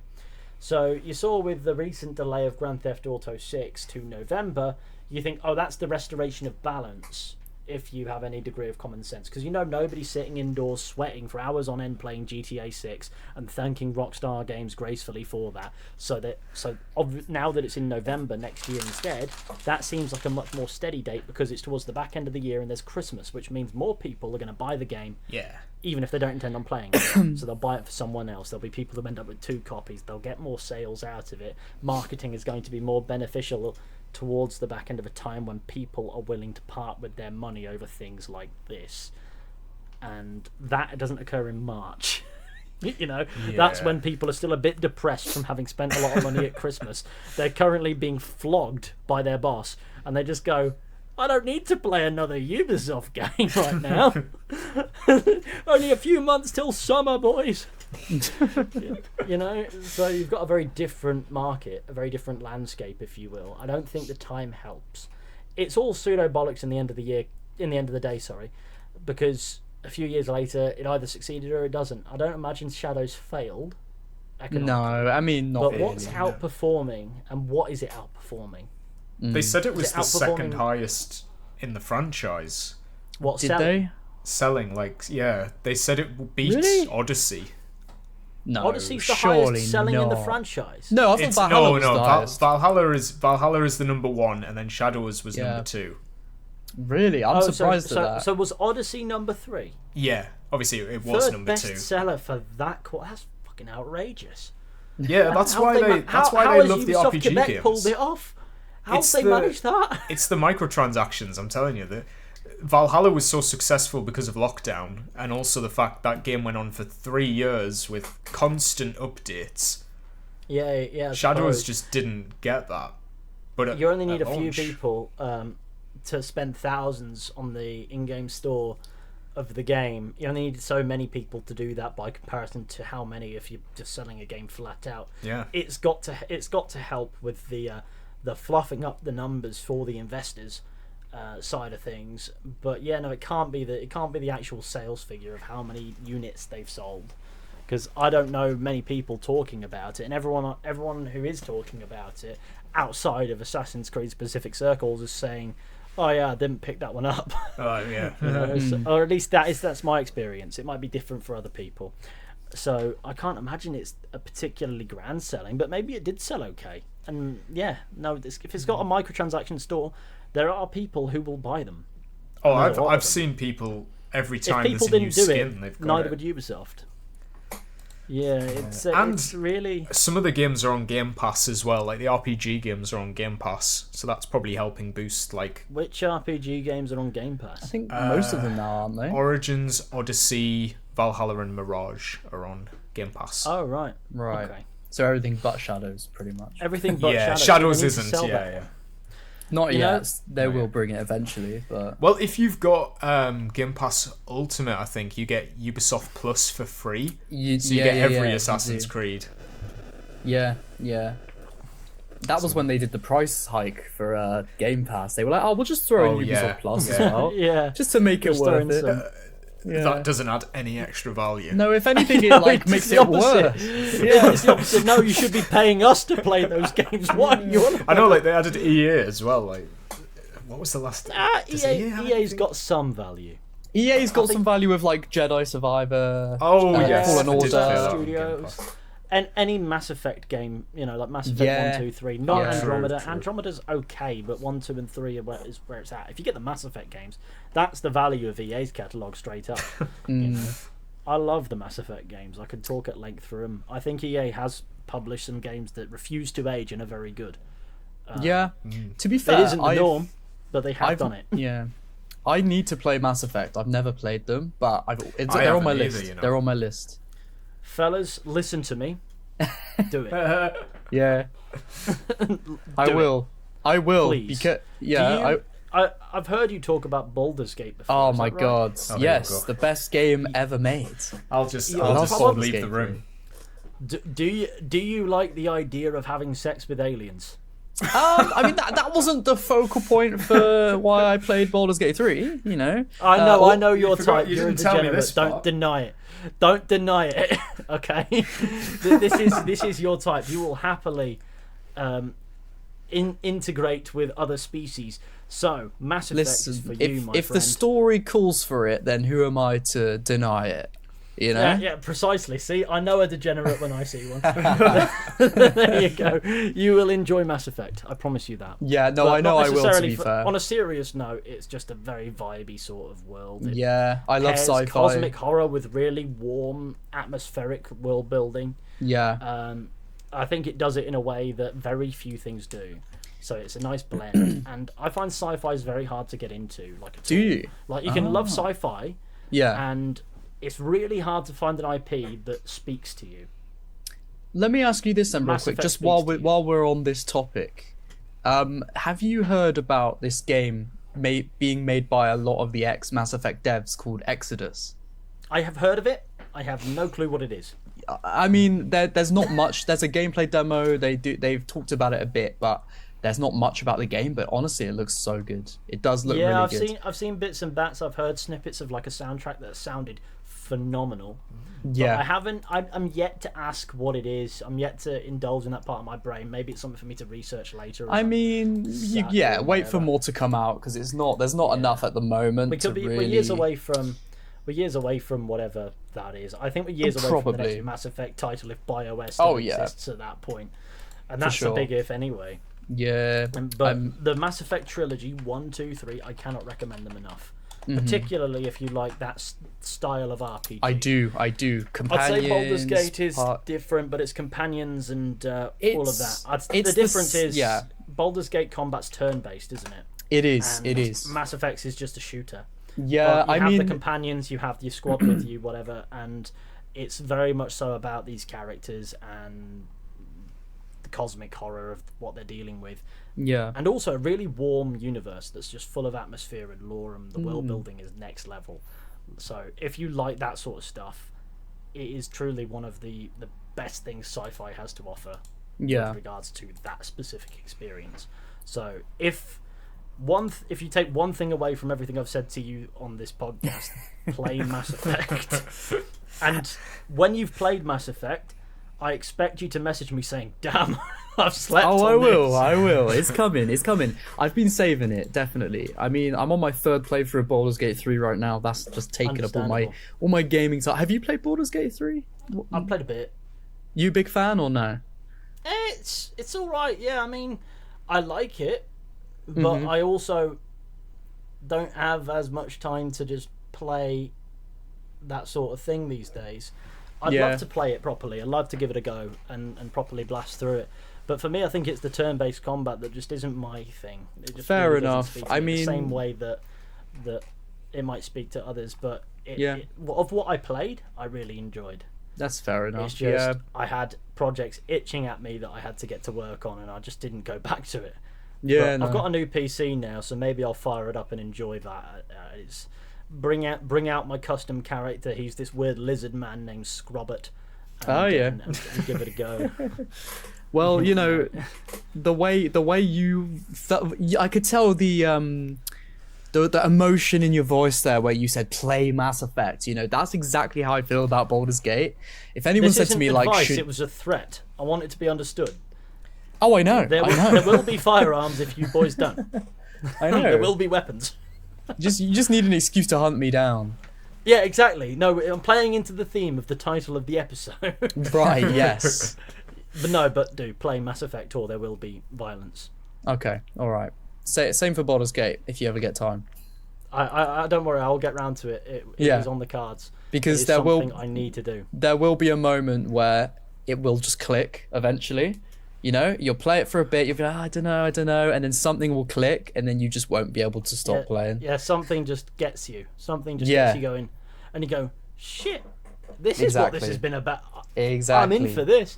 Yeah, I know exactly what you mean because I've experienced it countless times with countless games. Yeah. With Mass Effect, it's a little bit more immediate. Well, the click happens a lot sooner in Mass Effect than most games, which is why I recommend it.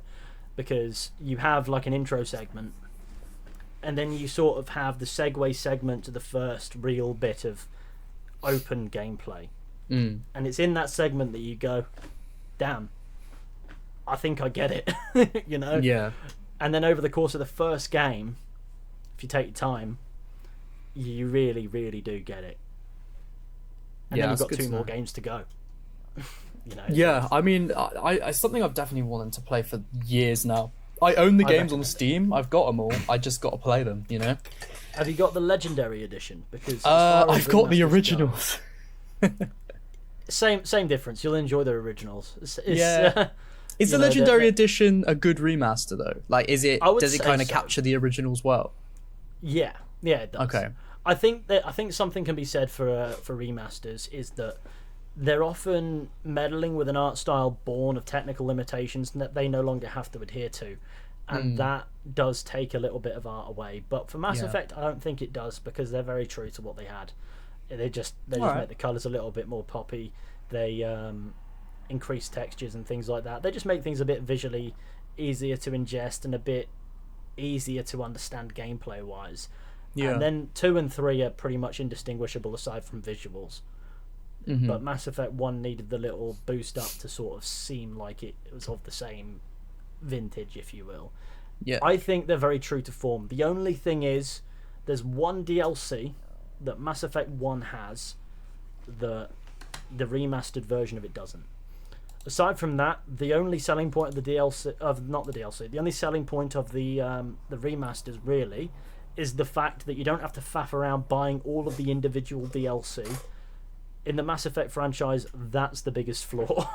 The games have too many DLCs, and they're not all worth your money or time. In the remasters, you get everything for a fair price. 1 fair price, 3 games, all the DLC. Aside from the one that they lost for Mass Effect 1. Oh, I heard about that. Yeah, I think they lost it. It was they lost it. It was a random DLC where you go to some like training facility, and you just have these. I think they're like challenge maps that you do in a little plot line that results in you getting a nice apartment on some barren world, and they lost all files to do with it. I think is how it was. I heard explained. about that. So they didn't add it in, but you're not missing much. That DLC isn't really it. But there were some DLCs that were pretty good or had good moments, so you don't really want to be going in without all of them, because I think they actually start to take away from it more because EA got soulless around the time that Mass Effect 3 was happening, or Mass Effect 2. So the remaster just cuts out the fluff, you get everything. Okay. I'll bear that in mind. To be fair, I've got Game Pass, you can get so it reasonably cheap. I'll just play on Game Pass. From Sex. Also, Game Pass probably does have it. And if I not, think it does. The EA thing will have it if that's included. Yeah. I'll find a way to play it. Yeah, no, I'll probably play it in the new year sometime. Yeah, put it on your New Year's resolution. Play Mass Effect 1, 2, and 3. Or Ethan will hunt me down. Yes, I'll put in brackets like urgent. And he's familiar with the West Country. Yeah, he knows. He will find me. Yeah. I know where you are. I know my way around the good old southwest of England. So. Okay, well, I have something that I've been interested to ask you about while you're on the pod with us is content creation for Assassin's Creed back in the day. What was it like? Right. How does it compare to now, you know? Like for us. I don't know much about how it compares to now for you guys. You'll probably have to answer this question for me. But with respect to how it was when I was more involved in Assassin's Creed video making, it was a circus, you know. Oh god. it was mental, because I really started going when Origins was just rumours, Assassin's Creed Empire and all that. I remember that. I mean, Empire, I did bits yeah. with Unity and Syndicate, but I still wasn't quite at the level where I was actually ready to take it seriously and do serious videos. James was lasers. He probably started in earnest around Black Flag and mostly sort of ramped up for Unity, and that's sort of where he began in earnest. And the difference between us was Ubisoft had set a foot wrong for me before I'd even started. I think with James, while he's not under any illusions never was under any illusions with the franchise, I don't think Assassin's Creed 3 was as egregious as Unity's launch. So he got stung by that, but so his entire sort of demeanor towards it shifted, whereas for me it was cautious optimism from go with a lot of excitement. So how does that work? I don't know. But around the rumor time for Assassin's Creed Origins, this Assassin's Creed Empire period, the speculation was just balls to the wall. You know, it was insane. Like, people were speculating about all sorts. I made a speculation video about the glitches. Don't ask how that works. It's not my finest moment. So you were just doing anything to get a little bit of discussion going about this game. A bit too much in hindsight. And then the game arrived. We all loved it. It was deeply flawed in many, many ways, but it was a good game, I'd say. And there were some microtransaction kerfuffles back then, but no, we all came from a place of we like this game, so it felt worthwhile. And the DLCs came; they were okay as well.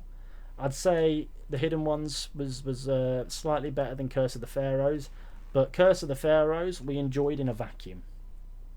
We enjoyed the idea of it in a vacuum. But then Ubisoft took what they did with Curse of the Pharaohs, which is fighting gods, and made an entire game about it with Odyssey, and that's where there was a huge shift. And you sort of went, this is just not Assassin's Creed, is it? Like, at all. While we're at it, it's not a particularly good RPG. It is a game tailor-made to waste your time while trying to sell you solutions to the fact that it is deliberately wasting your time. And, you know, I think from the spheres I was in, we mostly saw through that, and it's very hard to see the value of something you think is wasting your time. You don't trust it, therefore it's really hard to like, and that's sort of where the disillusionment began. I can say this now because he got kind of sacked. But after James made his Assassin's Creed Origins Broke Me video, he received a message from Ashraf Ismail. We have talked about this on a podcast before. Yeah, he received did I say email or message? You said email, but I'm sorry, I didn't mean email. It was a Twitter message. Oh right. I think I was trying to find a word. I'd be careful, mine, because Afresh Ismail's working at Tencent. There's nothing. It's nothing bad. Yeah, he works at Tencent. It's nothing bad. He just reassured us that the next game that he didn't tell us anything about would be worth it. Oh, okay. So this wasn't a threat. It wasn't a threat. This wasn't like, shut the fuck up. It was Ashraf Ismail sent James a message saying, "Look, it'll be worth it," you know. Oh, okay. And that was very, very subtly done without any hints as to what was going on. So he broke no NDA. He just said, "Look, stick around," you know. Oh, that's nice. Obviously, then Valhalla was announced, and we're like, "Oh, this must be what he was talking about." And it looked good. I can't lie. I do like Valhalla to a point, but then he got kind of sacked. Yeah, before it even came out, wasn't it? It was like about 6 months before launch. Yeah. Damn. Yeah. I remember he just mysteriously disappeared from the videos. Yeah. He sort of just vanished. Yeah, there's a reason why he sort of just vanished. It's not my story an affair, to recite. did he not? Yeah. Apparently, it's your story to recite. It was a weird time, and you know, it was very weird after that point to try and make videos covering Valhalla or try and do anything with it. But we got there in the end. I quite enjoyed Valhalla for what it was. I think it was a bit bloated, but there was a lot of content. You know, it was just a lot of stuff constantly. There hasn't been this drop off since then, where it was 3 years till Mirage, a further 2 till Shadows, almost. that sort of stuff really didn't. It would have been different if we'd stuck around. It would have been different for us. Certainly, I couldn't tell you how, but it would. I remember when a new Assassin's Creed was announced, there'd be a buzz among us. Like we'd have a bit of a buzz. There'd be something to talk about. There's always something to speculate over. The announcements appeared like clockwork. You knew when you were getting one and when you weren't. Yeah. And news was very predictable because Ubisoft used to overmarket their games. Yeah. You get loads of content drops, information drops, all of that stuff, and that was okay. But it certainly trailed off a bit with Valhalla, because now we're treading around the fact that we've declared a liking for Ashraf Ismail, and he's kind of been binned for misbehaving. If we're being entirely honest. Yeah.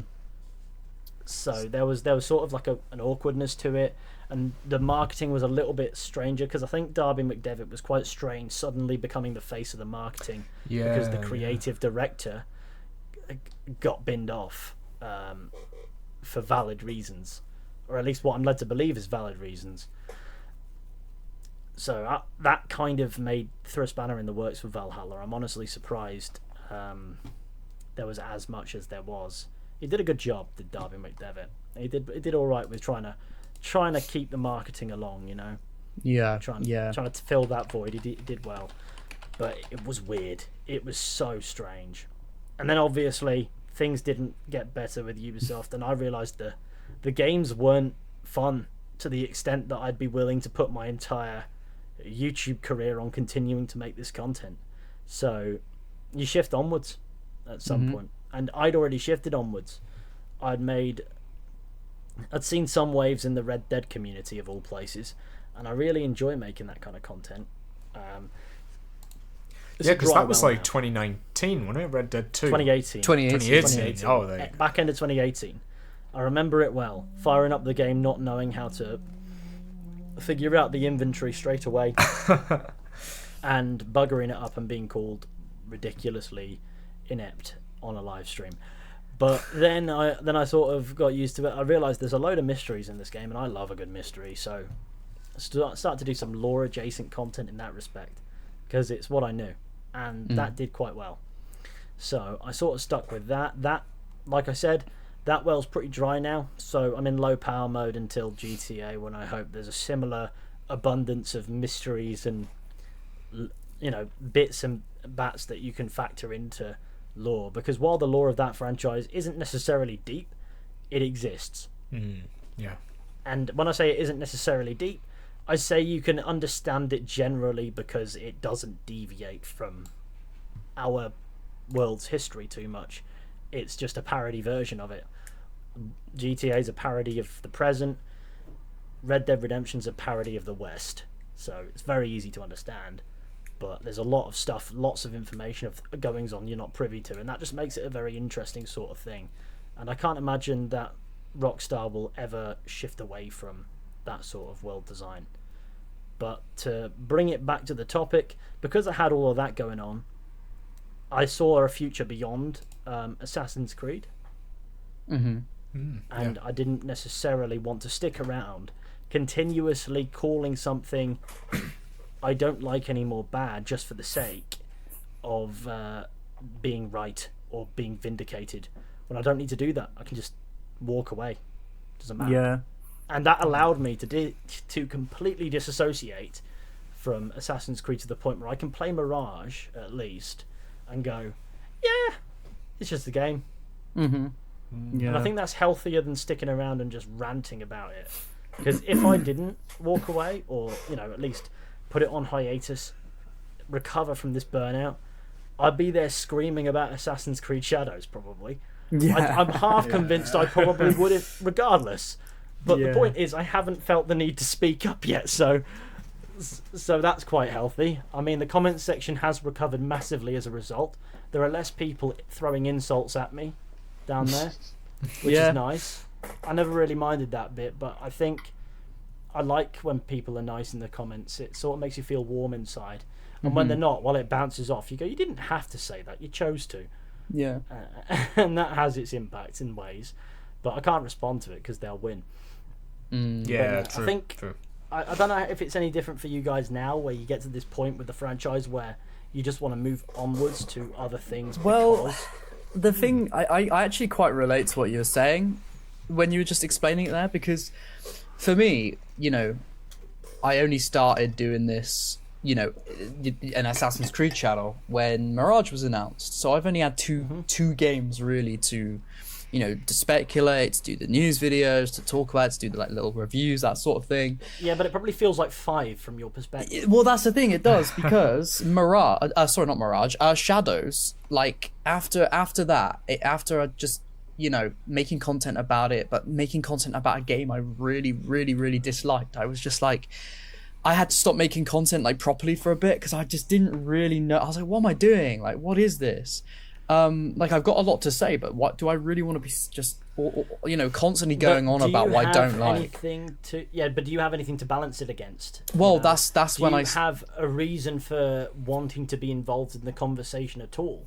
I had reason, but the question you're asking yourself is, do I see myself having reason to stay in this conversation? Well, that's the thing. That's the thing. That's why I had to change things. After I did get quite burnt out of it, and after that, I thought, right, what do I want to, still do Assassin's Creed videos? And part of me is like, well, yeah, I do, because I still love, there's lots of stuff to love about AC. So I was like, all right, well then I need to reapproach stuff.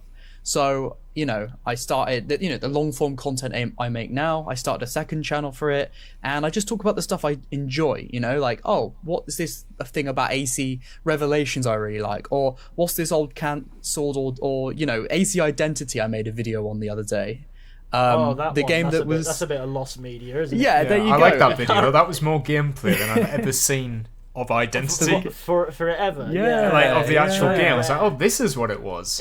It's very rare, because I remember James dropped a bit of gameplay on that. I don't know where he got it from, but he got a copyright strike or something for releasing AC Identity gameplay or showing it somewhere. Really? I don't know what that was about. It was a copyright claim or a strike or something. Either way, the video didn't stay up long. I might be misremembering it for all I know. And I have no idea if James will ever hear me to correct me. So I guess I can just say you can just make up the story now. I can make up the story. Go for it. There was once where James was sat across from me and he showed me AC Identity footage before he was sniped by the Damn. No, I think I've only ever seen him post about it back in 20 something or other, 2015. When was Identity? Was it 2014, 2015? I think it was around 2014, and it got removed in 2021. It must have been around that time. Wow. Yeah, it must have been around that time, and I've only ever seen that video. I didn't even know what it is. I continuously forgot about it. I mean, it was which just is weird for a franchise I claim to love, or at least I used to love. That I'd continuously forget about pieces of that franchise, but I'm that way with the comics. I'm that way with the comics. A lot of the transmedia that sort of out. So what is it? The film. I forget about that all the time. Yeah, I couldn't half recall any... But in my defense, half the cast forget what they're in about halfway through the film. Ooh. So no, it's not their fault. They just aren't equipped to understand what's been written by a toddler. Yeah. And that film was hacked to bits. So. It was absolutely all over the place. But my favourite bit is when Jeremy Irons says, "You've been desyncing in the Animus," and he sounds confused by the line. We all sort of twig onto that and go, "That's really funny." He's confused by what he's saying. Yeah, and that sort of makes it weird. But I've never been attuned to that, and I also knew that if I was, it would consume me because there's just so much of it, and not all of it's of quality. Yeah. Because the main stuff is inconsistent, so I never really had that connection to that side of things. But I did see the AC Identity thing, to bring it back to what you were saying. Yeah. Well, that's the thing, and then bringing it back to what I was saying, I just started doing Assassin's Creed content now that I actually feel that's worth talking about, that isn't just gonna piss me off. Do you know what I mean? Yeah, of course. Which is a lot more rewarding for sure. And then I started a sort of secondary third channel, if you want to call it that, which somehow blew up when I made an Oblivion remastered video. So now I've got I'm technically an Elder Scrolls YouTuber as well. I was going to say it's a What's Bethesda. this third channel? What's this third channel? It's You're gonna players pad. Type in players pad Oblivion, you'll find me. Players pad. I need to Players see pad. this. We're doxing all of the exiles identities. Oh, people know. It's Well, I'm going to know more. I did a video called "Can I Get to Skyrim in Oblivion Remastered?" and it's at nearly 500k views. It's crazy. Oh wow, yeah, no, that is in 6 months. That's not too bad. Yeah, You're it's doing quite well. Crazy. I don't think I've had a video in the past 6 months do those numbers. Honestly, it's it blew me away. I was like, Jesus, all right. So now I've got to start doing Elder Scrolls videos, which I'm not as. Can I get hot some on Morrowind it, in but- Oblivion Remastered? I investigated every Skooma addict in Oblivion Remastered. I think I've seen that thumbnail before. Oh, there we go. Yours is showing up. Oh, you've seen it's it, not a have you? particularly performing video, but I have seen it before. The thumbnail. I never clicked it. What, the Skooma Because- Addicts one? Yeah, because I don't investigate Skooma addicts. It just, Fair seems enough. a bit. Well, I did it for you. Yeah, you are now the Oblivion Remastered esoteric content guy. Well, that's the thing. So now I've got to try and. You're like that guy who sort of he gets millions of views on videos like where do the power lines in GTA 4 Oh, go? I've been watching Yeah, And you those. think that is The pinnacle. roads in Fallout make no sense. That is the pinnacle of esoteric content because it isn't. It's an idea that exists from what's been used, and the guy seems to love it. It seems to be such a niche, and it is oddly fun to watch. Yeah, he did AC1's Lanterns, I think. That guy did. Oh yeah, he what was about that guy. Yeah. He did. I don't remember. I AC didn't- It was just like. He should have done a video on how AC2's wanted posters make no sense. Oh, did he? Did he? No, he should have done a video. Oh, Oh, he he should. should. I mean, just ripping them down is just. Yeah, that's gonna It's work. not really that. It's more so the fact that they're also on the roofs of buildings. Well, When no yeah. one's gonna see them. yeah, it's a mixture.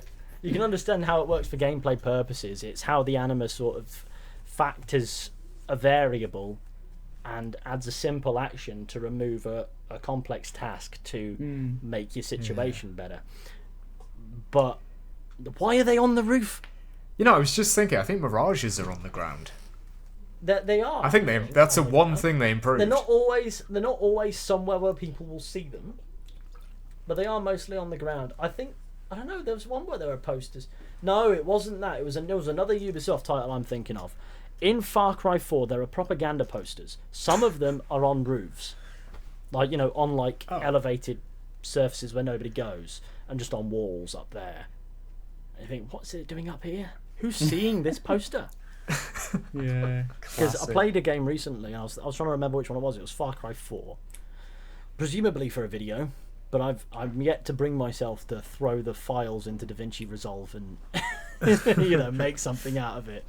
I think the closest I'll get is contemplating it deeply. But we'll see. I need to post more videos, to be honest, and I have loads of ideas, loads of playthroughs recorded, and I've just gone nowhere with them. Because I get through the game and I've thought about something so much, I'm tired of thinking about it. And then you go, I've got to make a video now, and it's got to be this long.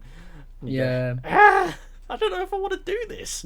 It's I've a got big evergreen commitment, content yeah. for days. I don't have to do it, but I do them because it's fun. So I've got one working on Phantom Liberty at the moment. I'm telling you, if you guys ever get fed up with just doing Assassin's Creed, having other content in the other games in the rotation is not a bad thing. It is a good thing, both for your nuance, your critical sort of perspective, because you've had to think a similar way about other games. I'm certain you guys play other games. You absolutely do. Yeah. But when you start thinking about them critically, and you think about more. Can you imagine if we critically- just played Assassin's Creed? Oh, there are people. I know a guy. I know a guy. I know at least some people who only play Assassin's Creed. But Damn. but the point is, Who are those when you start putting psychopaths? it, you will improve your Assassin's Creed content by thinking about other things critically as well. Yeah, for Because sure. I mean, I do. that's I can't. That's the thing with me. I can't help it. Movies, even music. Sometimes, I'm I'm thinking. not very good at thinking about films critically. I know a good You're film not? and I know a bad one. But I mean, it's not a medium I've chosen to cross-examine much.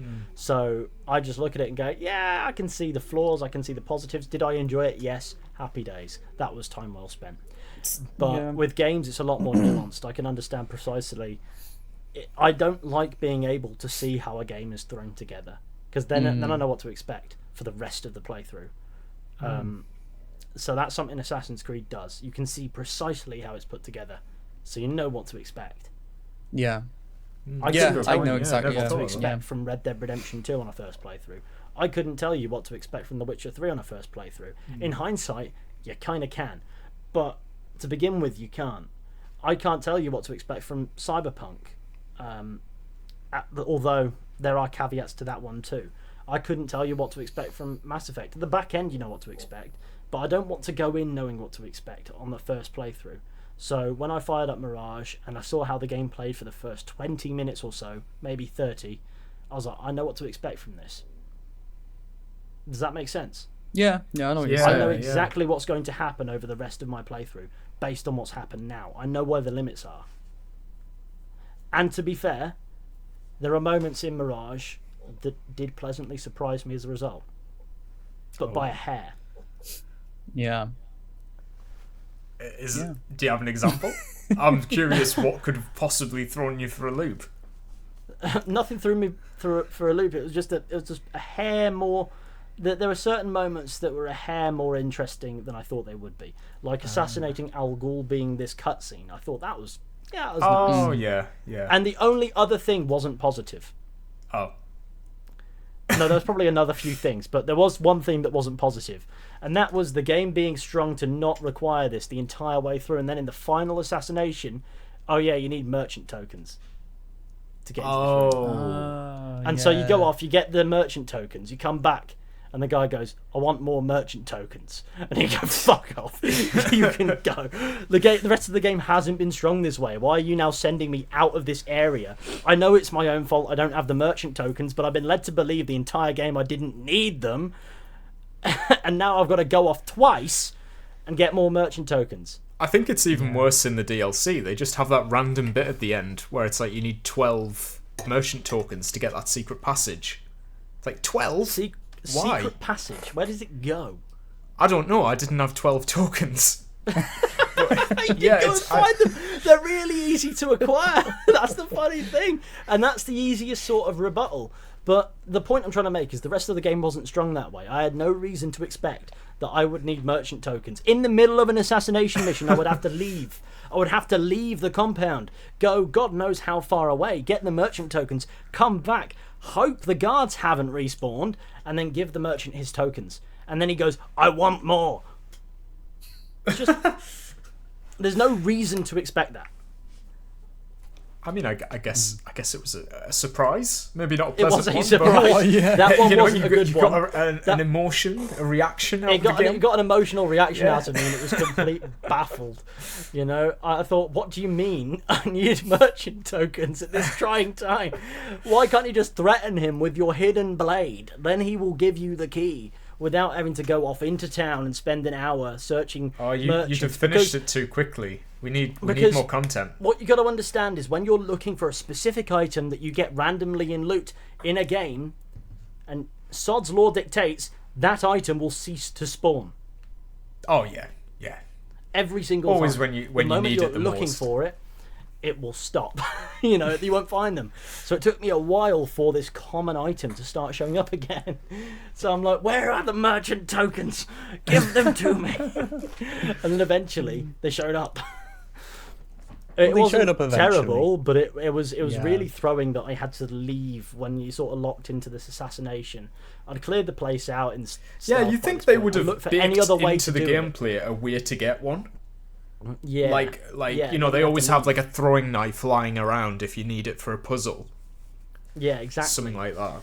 And you know, it was that unpleasantly surprised me, but there were a couple, like I said, pleasant surprise moments. Some of the mocap scenes were nice to look at. Primarily, I'd say Alamut was pleasantly surprising to see, and how it looked like it worked.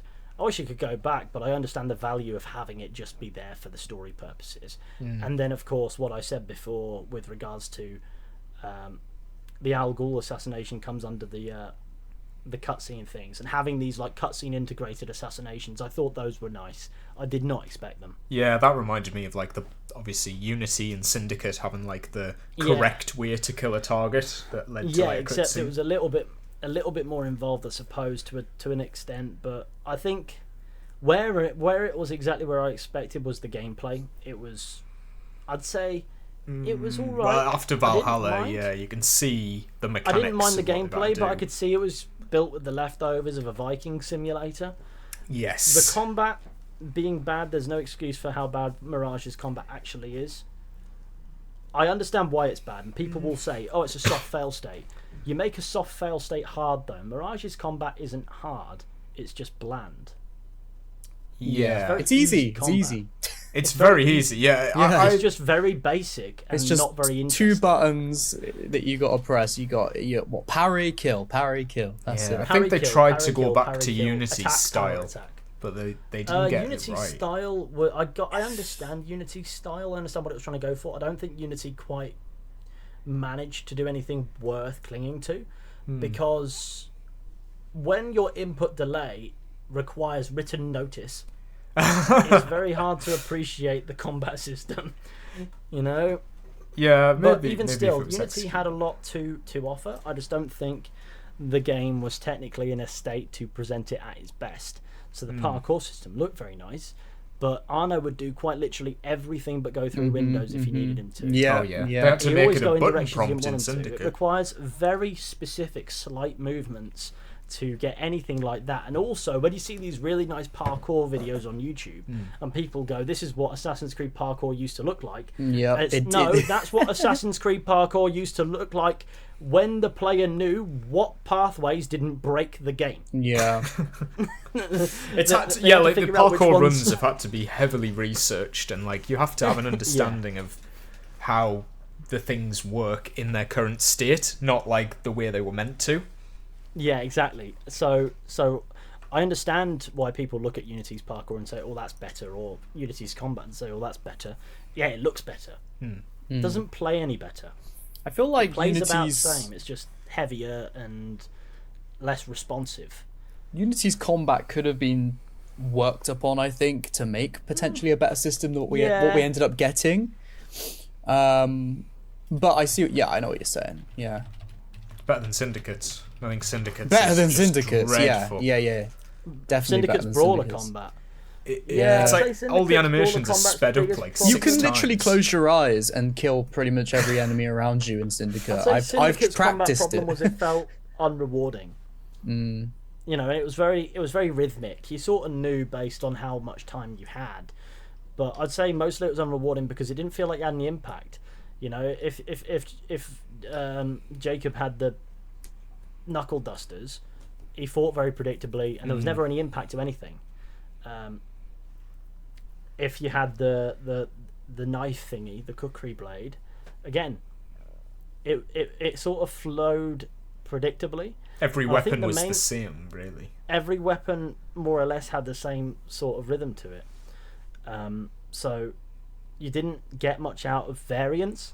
You didn't get much out of the system itself because it didn't feel like it had any impact, and it was just choppy. So it Oh, it wasn't even nice looked to look awful. at. The actual anime, it's like on 6 times speed. But then you get the multi takedowns, and they were really slow. Yeah. Like, manually walking around 4 dudes breaking their arm. I was thinking that, just to break their arm. Yeah, and throw them everyone else around. is just letting you do this, are they? Like, I understand I have to suspend my disbelief for Assassin's Creed Combat's more ridiculous feats, but fuck me, this is They're in a robbery. daze. These guys have guns. Just shoot. You know, But you can dodge them. Bullet time. they're just mesmerised by Jacob breaking everyone's arms. And they're like, "Please do it to me, Mr. Fry. I want to be broken into 16 million pieces." Yeah, no, that combat not their system finest was hour. awful. And the parkour in that game was also a little bit more visually simplified. It didn't work any better, and it was completely bypassed. Oh, they by put the training wheels on the parkour. and it was because you couldn't jump off buildings and die. Yeah. But you could also bypass it entirely with the rope launcher. You could get to the top of a building in God. seconds. You could get across buildings in seconds because they're miles apart. And then you realise this world just hasn't been designed for Assassin's Creed at all. You know, That's like, probably the first case where like they chose the time period before the story, or like even the like what series it was going to be for. Often they go hand in hand, those two things, like this time period and the story. I think you could make a similar argument for Brotherhood and Revelations. The time period had already been figured out. Any details in those stories came after that point because they carried on with Ezio's story. But I think Syndicate's problem was it was batting too close to home. It was too modern. So you have all these technological feats that get in the way of that fantasy you're provided with by being at the back end of the 12th century during the Third Crusade. So there are too many. It's a very like overexposed time period. We see it all the time. You've got firearms for one. That's going to get in the way of an assassin whose primary weapon is a blade. Yeah. You've got very far apart buildings, big buildings. That's going to get in the way of pacing of parkour. Furthermore, you either have to find a bypass to the parkour system altogether, or it's not going to work. So that's why you have the rope launcher. It's a bypass. I suppose they went in the opposite direction then. They went too far in the past. They went too far in the past. No, the reason why... I wouldn't say they went too far in the past as a rule. I'd say they went too far in the past by their own rule. So they created Assassin's Creed Origins set in ancient Egypt towards the back end of the turning from BC to AD, or BCE to CE, whichever people use. Honestly, I couldn't give a fuck. And the point is, they set that origin story, the origins of the assassins, a bit too early. They had to retcon some things to fit that, because if you remember the Assassin's Creed 2 under Monteriggioni, the Auditore Villa. Yes. Yeah. You have the I forget what it's called because it's been so long since I played Assassin's Creed 2, but you have the statues in the sanctuary. Yes. Yeah, and you got like the Darius one. Some of those assassins predate that. Yeah. Darius was an assassin according to that, wasn't he? And they say that he's the guy who had the hidden blade, not that he's actually an assassin. Okay. Maybe, which is why I'm thinking of it. But there was like an ancient Chinese guy. Yeah. Yao Ming or something on it, something like that. Yeah, something like that. But the thing about Darius is they went the wrong way. Oh, that's the guy from Jade, isn't it? The guy from Jade actually is that guy. Yeah, I think so. They took Darius and they turned him into a walking sales pitch for Assassin's Creed and Odyssey DLC. I didn't think that was necessary, but that's what they did. They tried to introduce him as a legendary character and just made him just an assassin, but without any reason to have this congregation of things. The Horde, the Hidden Blade, the Leap of Faith. You've just got everything that you don't. None of this has been established, by the way. But they set the origin story too early with Origins because they wanted to do ancient Egypt. They didn't know what story to tell, so they settled on Origins. And they didn't. I don't think they thought it was a particularly good idea to call it Origins. I don't think it's a particularly fitting title. And if they didn't call it, and if they called it anything else, they wouldn't have had to try and make it an assassin origin story. They could have had it run alongside it, and that would have allowed more ancient things to fit. But I think they've also represented this ancient sort of stuff in a way that doesn't highlight it as particularly viable for Assassin's Creed. If you look at 1191, which is Assassin's Creed 1, if you look at Florence and Italy in general, or indeed Constantinople, what have you got there? You've got cities and very limited areas outside of that at most. What do you get from, say, Origins, Odyssey, Valhalla? You get entire countries. So you have this massive country,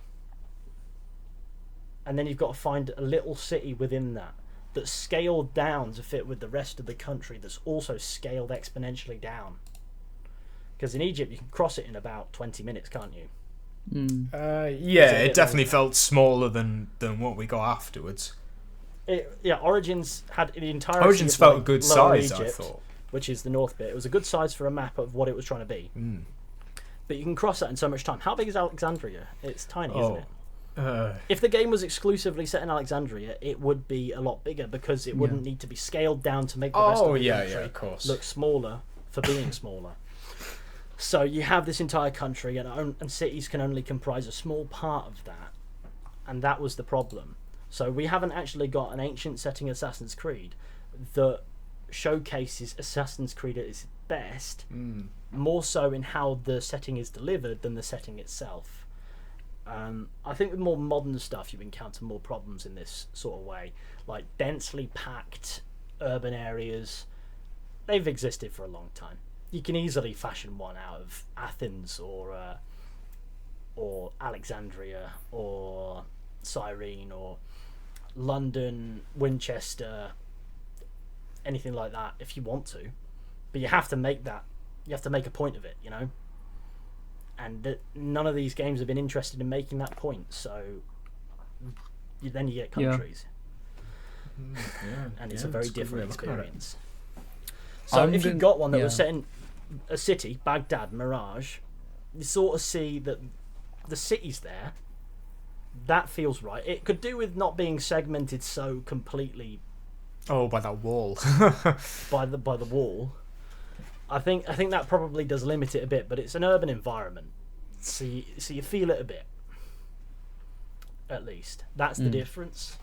I think for the most part, it's not the only problem with the RPGs. It's not the only problem with Mirage, or a problem that Mirage miraculously fixes all of. But it is a problem that I think shows the difference. Isn't the setting so much, particularly with the ancient stuff. It's the fact that everything feels sparse. You know, it doesn't feel like a dense urban Well, it means that you get treated to horse gameplay, which is the least interesting form of movement it's more in the so series. the fact that it's more so the fact that you can hold the button to follow the road, press a button to go to an objective, they know. put the controller down and go for it, you know, and come back and you're only halfay there. So that's not and that's a well long designed. pace. No, it's not that it's well designed. It's that it's that Ubisoft are demonstrating an absolute understanding that their players are bored, and yet they still keep the game the way that it is. Yeah. That's why you have. I remember savers. before Shadows That's came why you out. have the horse follow the road thing. Yeah, everybody was so excited for Kyoto. They kept saying, don't worry about all this open countryside, because Kyoto is going to be really well, like, densely packed. And it wasn't. It was exactly the same as every other place in the game. You see, that's the sort of thing that Ubisoft do. They understand where people are frustrated, where people are bored, where people are annoyed with their game design, and they either overcorrect or they ignore. They don't understand. They don't understand meeting things halfway. So I think a good example for how Ubisoft deals with criticism with absolutely no nuance is actually the Watch Dogs series. So Watch Dogs 1, think of the tone of that game. It's considerably darker than Watch Dogs 2 was. I quite like it. It's a flawed game, but you can see the vibe. I like the first one. Yeah, I think. And then Watch Dogs 2 comes along. It's a complete tonal shift. The character is a 180 of Aiden Pierce, to be honest. And the story is also trying to be more upbeat while dealing with some rather sinister social commentaries that aren't entirely unfounded. And yet these guys can't take it seriously for a second. They're always making jokes. Any dark moment has to be overlooked. And as a result, it doesn't get very dark, even though dark things happen and dark things are happening. It's not making a point of itself because Ubisoft corrected. They tried to make it more fun, as critics said it was, because I don't think as many people understood Watch Dogs as Watch Dogs deserved to be understood.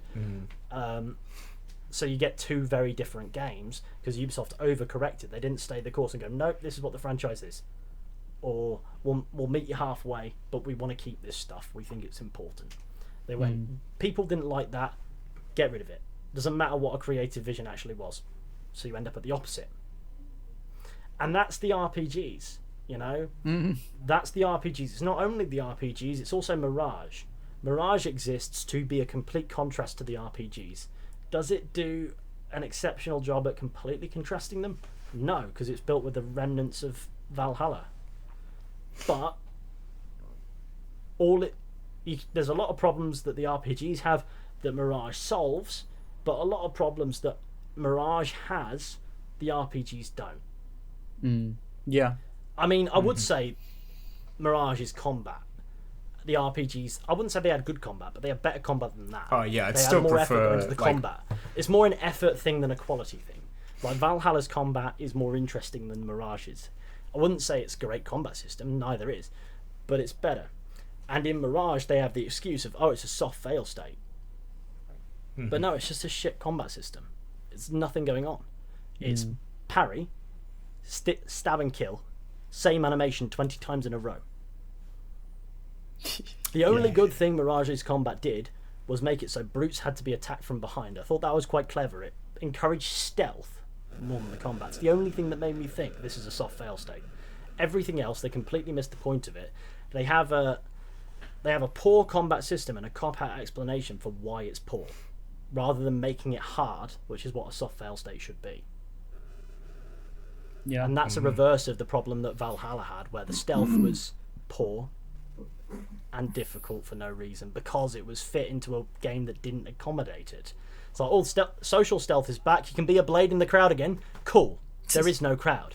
There's no NPCs. There are 4 NPCs on this side of a building that you can huddle with and then leave. You can sit on benches again. Wait for the guards to pass. You sit on a bench and all the guards stand still. So what is the functional value of that? The game doesn't accommodate it. It's the same with combat in Mirage. What they need to realise is that Assassin's Creed isn't exactly a stealth game. It is a stealth game, but it's not exactly a stealth game. It has stealth, it has combat, it has parkour, and you're usually moving around in that triangle. And since Origins, you can only really bounce between combat and combat. Because the parkour, you can't really parkour much in a desert. The stealth, it's all well and good until you need to take someone out and you only punch them in the neck and take half their health, or you stab someone in the neck, but because they're big and armored, they don't bleed out, because that's how that works. And you can, I think you can set. Can you set Origins so it's instant kill? I don't think you can. Not Origins, no. Not you Odyssey can with either, you can with Valhalla and Shadows. Yeah, so that sort of comes back, but it doesn't resolve the fact that they haven't competently constructed stealth. There's still a whole skill tree for assassination in Shadows that you can just bypass by setting instant assassination. Yeah, you just don't have to do that skill tree at all. But it's built on a misunderstanding of the importance of the gameplay structure of the original games. Yeah. Or the original game, shall we say, the first one. And that is that it had all of these. It had combat. Was it the best? No, but it was enjoyable. It had stealth. It wasn't traditional stealth, it was social stealth, and it worked. And it was fun. Yeah. And it had parkour that was very player input oriented. It didn't necessarily have to be, but if you want to take it as a challenge of efficiency, you can get faster, you can get better, you can make it more impressive, but you've got to dedicate yourself to that. So you had 3 things that were equally appealing to engage with as options, and since Origins, you've constantly at every moment been deprived of at least one of those options, if not 2. Yeah, I suppose. And while I'd say they started wavering from that pretty much immediately with Assassin's Creed 2, it was a little bit more subtle than it is now, where you can go an entire game without stuff. I think they also had like strong writing, characters, narrative, yeah, like to hold up the gameplay, even if the gameplay wasn't great. Yeah, especially the combat. They had writing that made it worthwhile, but I wouldn't say that the recent games have always been devoid of that. I'd just say it's been less consistent than it was, and it wasn't massively consistent to begin with, because Assassin's Creed 3 is quite early bells now. The writing's 50-50. I like it from a certain perspective, and I dislike it from another. I love AC3. Don't do this. Don't do this to me. I'm giving you a half 50, point. I can see why you love it. Wow. But I can also see why some don't. If you treat it as a really slow burn, you do the homestead missions, you do as much of the game as possible, and you do it in such a way that is measured and somehow fits with the sense of time passing and the storytelling, it is a really enjoyable game. It's very different from what came before and after. I think that's what. If you do it in any order that somebody without the knowledge of the game is going to play, it's a little bit harder to understand, and it comes across a lot less rational and a lot more confused. And while I think I like it more these days than I did when I played it the first time, but it is built on this sort of mixture, and you can neglect most of that mixture. Yeah, that's true. Yeah, I think a lot of, especially like people say Connor's a bad protagonist, and it's like, well, you haven't played the Homestead missions that actually take him away from this like linear path that he's on. Bypass that, and I mean, you should be able to bypass it, but I think it also needs to become more apparent that you should do it. They should certainly find means through which that works, but.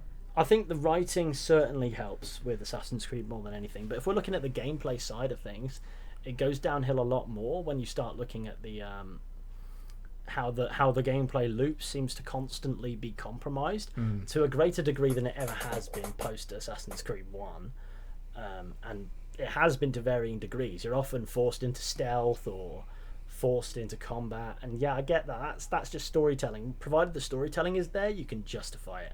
But when you're going into camps and enemy detection is immediate, everyone in the camp immediately knows where you are, that's hard. That's hard to appreciate.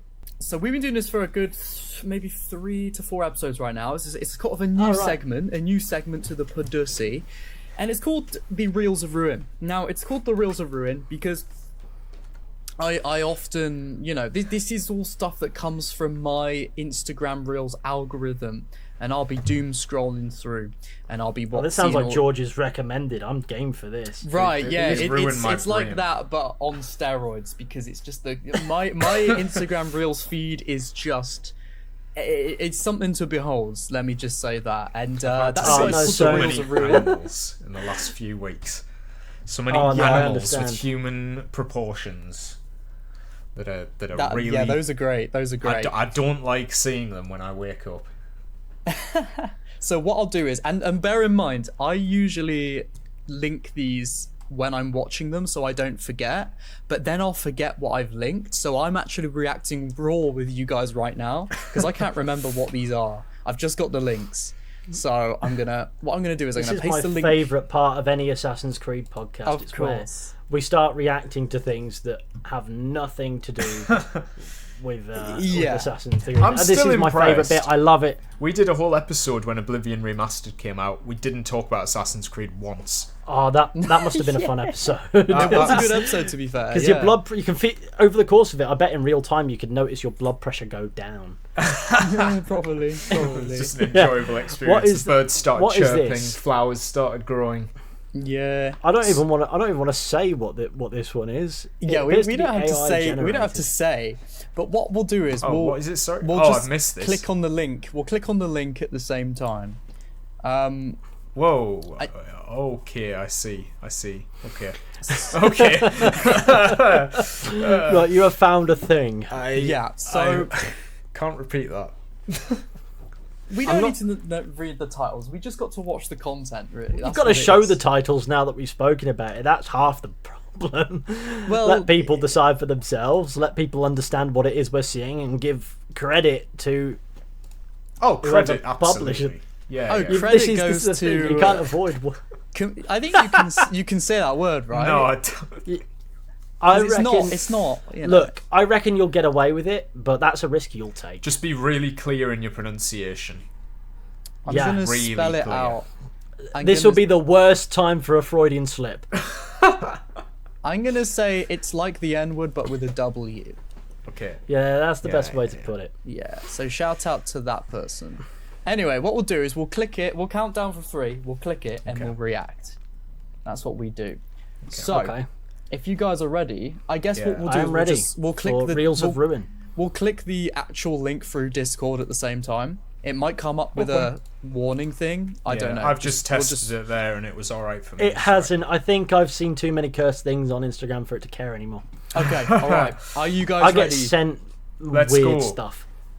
Alright. We'll click the link then in 3, 2, on 1. Wiggers in Agartha? Okay. This is Wigartha. Wow. The lore goes deeper than I thought. These fly white boys pulled up to the gateway in Antarctica. Damn This these is the opening boys of so Valhalla. icy. There was nothing there I do love until drum and bass. this Wigga opened the portal. Oh shit, there it is. God. Wigartha, greeted by Agarion the Luminous, the first Wigga. He showed these boys around and uncovered the true lore. Wiggas weren't born in the suburbs. They were born in Wigartha. Suddenly see. the earthly Okay. Wiggas were surrounded. No outsiders understand have been what- let in for right. centuries. They were taken to the Wigarthan High Council. It just keeps for going. questioning. Yeah, it keeps going, man. Only true Wiggas could pass the test. I'm a little bit Does thy confused. Wigga truly have motion? Yes. They flexed up on the OGs and were Still unanimously going. granted residency. They were each given How long is Wigarthan this snow script? bunnies as an offering. Pardon? It got them thinking. You know who would really fuck with it here? Oh yeah, the No. big boys gotta Don't. pull up. Don't say it. Hell yeah. Wow. Oh There you god, go, that one there has you hurt go. my brain. This would be a really bad time to ask what your opinions are on Assassin's Creed Hex, whatever it's called. Honestly, I couldn't even tell you. I couldn't even Yeah, no, tell me you. neither. know No, yet. I'll wait for you to form an opinion, and Yeah, then I'll yeah. and then I'll then I'll see what's going on with that. Anyway, So that was more a joke off the back of the randomness of this. So that was that one. And, you know, I think... Well, any thoughts about that reel? Any thoughts at all? No, I think the whole point of brain rot is you're not supposed to think about anything at all ever again. I always say it's like just art, isn't it? It's like subjective art. You just embrace it. You move on. It's art, but instead of the R, they typed a key about 3 keys over. I guess. Yeah. So what we'll do is we'll click on the next link now. Again, I have no idea what it is because I can't remember. I mean, the description That's looks... we can read the description. Yeah, we got that. Yeah, YouTuber Whistling hint. Diesel bought an $80,000 humanoid remember model this to Oh, use I've to seen remember I regret think it. I know what this is, yeah. I think I've seen this. He just runs around the house destroying it, doesn't Oh he? yeah. Oh, we've seen it. Okay. Do we still watch it or do we? Yeah, go on. Yeah, It's alright, there. go on. I'd like to see it. You got to make as much ad revenue off this as possible. True. All right. Why does he put it in a maid costume? The indignity. Oh, you've that clicked no wonder the robot destroyed his gaff. Are you watching it already? No, it's just paused. Yeah. Okay. I've got it. All right. Well, let's watch it in 3, 2, 1. Go. Yeah. That's the mirror gone. That'll teach you. That's my mirror. What are you doing? Stop. One of your units just ran into my mirror and is causing damage. I'm a little worried. Is he being like remote controlled or That's like not what gonna is work. it? Yeah, absolutely. Yeah. Oh my god. There's no way this robot has Flawless decided to damage. start destroying the house. No. The robot is going rogue. Let's say that I'm an Oh, he's not even- 8-year-old he doesn't even and own it's the just house. Me and Terminator 12,000 here. I'm so Imagine glad getting that the away from robot is staying still for him to explain it. Yeah, I didn't think of that. It's looking right at you. Scary. It's a Now little we're bit doing testing the contrived. robot in a residential application. Still funny, See though. if it's safe. And I wanna cook it. All right, come on, stand up. Whoa! Oh my god. I need you to cook me a meal. I need protein. It needs to be healthy. It's a gas stove. Be careful. You see yourself? That's a mirror. Yeah. You stupid idiot. All right, cook a meal. No. Why is he abusing the robot? This is making me sad. This guy's gonna be the first to be killed when AI becomes sentient. Can you blame it on this one? Oh, no.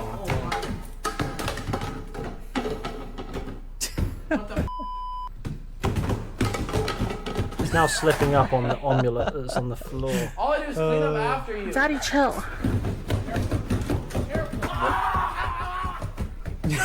So dumb.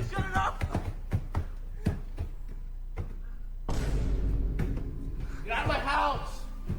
And now we're gonna do the burglary test. What a burglary test. I'm very curious if the robot can bust through the door into my house. If you give It's this a thing a burglar knife, test. I think so. I changed my mind again. Genuinely, if this is a robot or human, I'm actually putting way more money on the robot coming through. You hear something? oh my god. Breaking in. Here he comes. Here he comes. Oh, he actually does have a weapon. Bro! It just ran straight in. Stand a It's the chance. fact that the door didn't even notice it. There He was just stayed no still. deception. Oh, there we go, there we go. Right. Wow. That was. It's like it didn't even recognise that a door was there. I like how the robot stayed perfectly still while the guy with it just explained what was going on, Yeah, and then yeah. caused havoc only in the downtime, almost like it was perfectly set up. You're not meant to think about it. Unfortunately, Oh, here we go. Oh Here's a no, good one. no, why you, no, not another one of these fucking things. I What don't, is this? Look at it, So for a man. bit of context, Ethan, Lewis hates the dancing I don't animals like this thing. trend. What It is really Yeah, no, freaks him out. I'm not a big fan either, but it doesn't bother me. It just makes me feel a bit ill. Well, See, I don't know, exactly. something about It's it that I really disturbing. like. let's have a gander then, This shall shouldn't we? be- Yeah, this yeah, shouldn't let's be do right. it. All right. Alright. On one, in 3, 2, 1. Okay. Oh no, see, no. Ugh. Ugh. Oh, it's so. Do you not like that, weird. Lewis? No, I don't. Does it activate the uncanny valley? Oh It's got to be something like that. no, that's. I love it. that's- I don't Because- know why I like it. I just there's It something reminds about me it I of- like. It reminds me of every Doctor Who episode where the writing team ran out of ideas. Yeah. If that makes any sense. Like the Just caption. And that Crazy means look. it Looks appeals like to the camp. uncanny valley, and that's kind of it. Yeah, that was kind of a short one. I just thought I'd chuck that Oh, in there. yeah, and I'm thank really- God. Yeah. Good, Thank God for choice. Lewis's sake. That one was Yeah, that was a short never one. I don't know ever if you watch trust these back freaky and see me SpongeBob physically late at recoil night. every time you do this. Yeah, of course. Why is this one captioned "Never ever trust freaky SpongeBob late at night"? Oh my God. Because it's What true. You is just this? shouldn't, should you? You shouldn't trust it. Yeah, What's, but I don't. Is freaky SpongeBob different from normal SpongeBob? Well, you're about open to the find link out, and my friend. see. You're about to find out. Okay. Well, All right. she who On knows one. real. On one, in 3, 2, 1. If you ever walk into your living room at night and see your mom on my the couch God. with SpongeBob eating popcorn, do not join them. He's not a guest. He's on a date with her. Rule 1. He'll offer you the bowl. Where's- Don't take where's it. The popcorn my isn't mum's corn. eyes? It's tiny sea anemones. If you eat Ooh. one, your mom will start Ooh, laughing and okay. his squeal. That's how you know she is in love with him. Rule 2. Go to the kitchen. Patrick's there, Ooh. eating all your mayonnaise. Don't speak. Grab a banana from the counter and throw it at his head. He'll shout and bolt out the back door, dropping the jar. Rule 3. Pick up the spilled mayo. Walk back to the living room. Smear it across the TV screen. That's how you break the SpongeBob spell. Rule 4. SpongeBob will shriek as the TV static turns to suds. He'll point his spatula at you and There's charge. actual rules Final to rule. this. Throw the empty mayo jar at This- his this feet. will He'll become slip, a horror. spin, making and notes? fall to the floor, small and brittle. Grab him and take him to the bathroom. Aw, look Flush at him down the that. toilet, What? fast. Crazy little Once you baby. go back to the living room, your mom will be crying. There you go. Thoughts? I didn't think I'd be getting nightmares off the back of the Podyssey, but here we are. I you mean, know, listen, you never know what you're gonna get. I don't think in I'm life. ever going to sleep Oh, I soundly just- again. Did you guys look at the comments? No, what was it? It says I'd fuck all of Bob's holes and fill them with suds. Oh, nice. Somebody said it really is this damn phone. Yeah. Now my Good times, boyfriend man. is my stepdad. Yeah, that makes sense. That makes sense. I feel that. I feel that. our brains are our brains, brains, and it's just the brain with a skeleton running past it. I hate That's when this what- happens. Oh. I hope you guys Some made shit my notes. little siblings legit be watching. Yeah. That has horrified me, that one. Man. All right, this next one I have no idea. I literally have no idea what it is. I can't remember at all.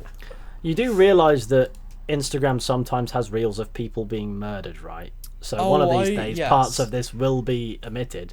Like, here's you the know, you'll thing. have to cut this eventually. They've been you they've know- been verified by our team of experts, which is just Mr. Exile. What does your and we team did. of experts Well, comprise? A what bloke I- who says he hasn't watched them yet. Yes, pretty much. No, I watched it. I just don't remember. Oh, it, it must 'cause be it good was- because he didn't take time to watch it. Honestly, it's weeks ago, so it will come back to me. It will come back to me. That, All right. Well, we got this one, so we'll click that in 3, 2, 1. Patapim, il mio cappello è pieno di yeah, slim. Patapim, patapim, patapim.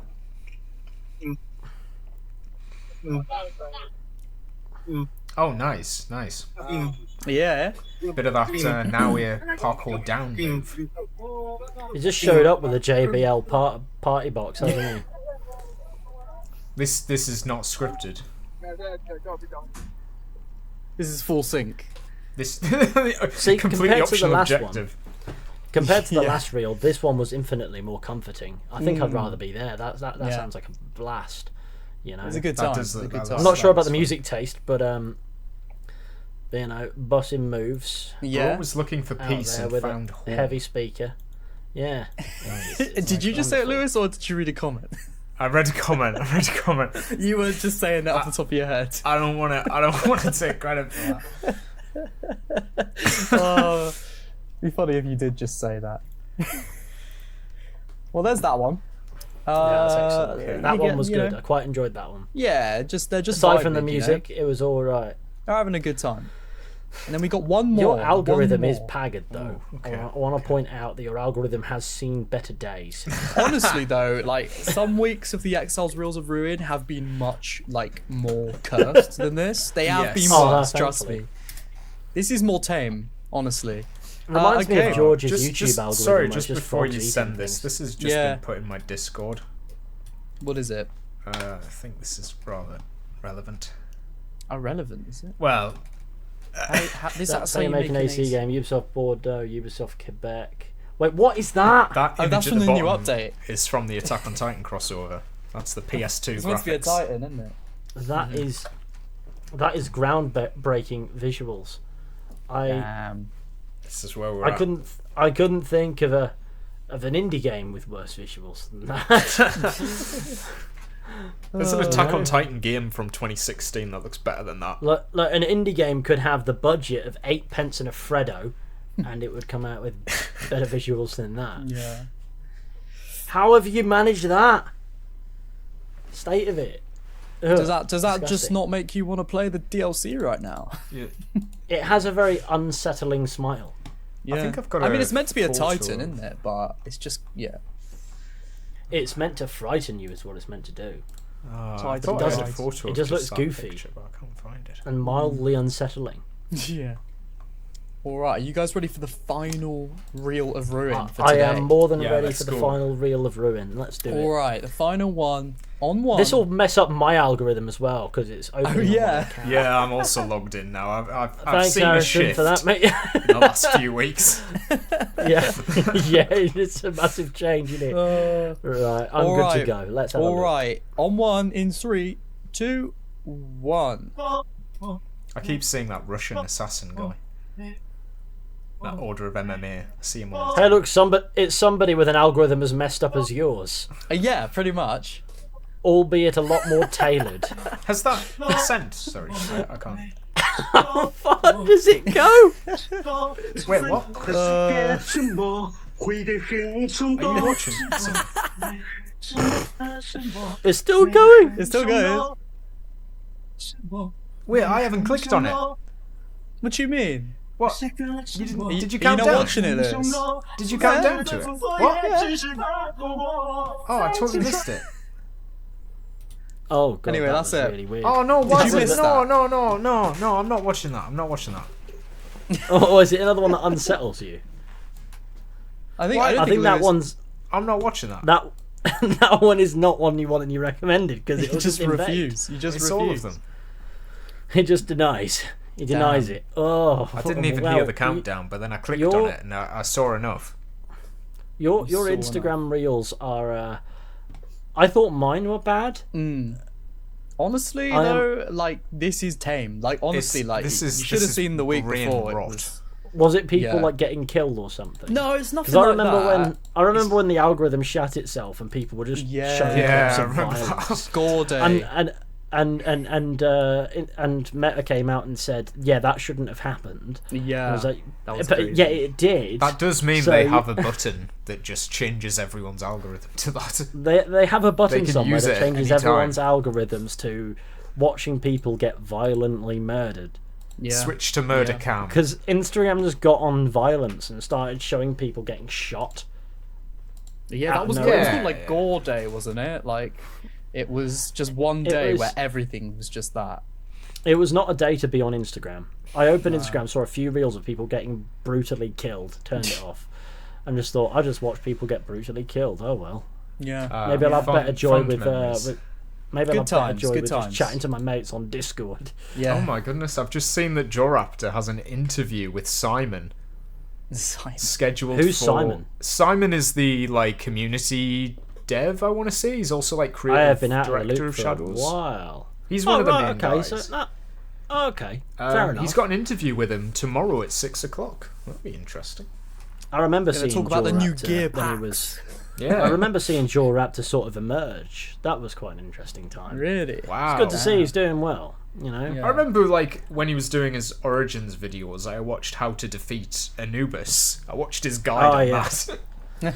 It's probably my earliest memory of him. My favourite thing is the time when he released the Jackal's Gaze song.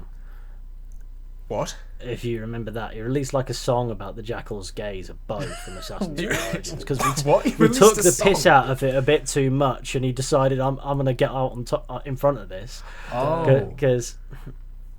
Because we had a thing where we used to take the piss out of Joraptor a bit. Oh. Poor guy. Yeah. I think we meant it. Well, I think we meant easy it well. target, I think. Yeah. I think we meant it well. I'm not entirely sure. It was mostly, to be honest, James and George, but it was amusing. Good times. and- Yeah.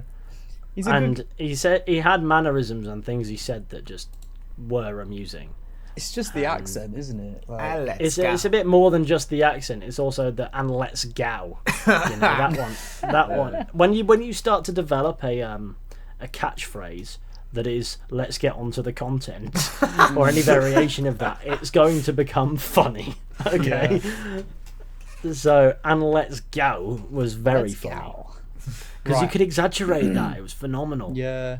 I've got Love to a go, bit of by the way. Joraptor. That's okay. Sorry. Well, That's alright. We'll wrap it up here then. let's man. conclude the episode. And let's go. And let's go. There it is. There it is. A like would be super appreciated. And let's go. That's it. Oh man, never change Joraptor.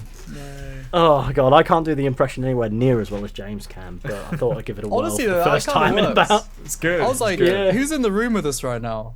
We've got Yeah, another it's like we'll have to contact him with a Ouija board. Yeah.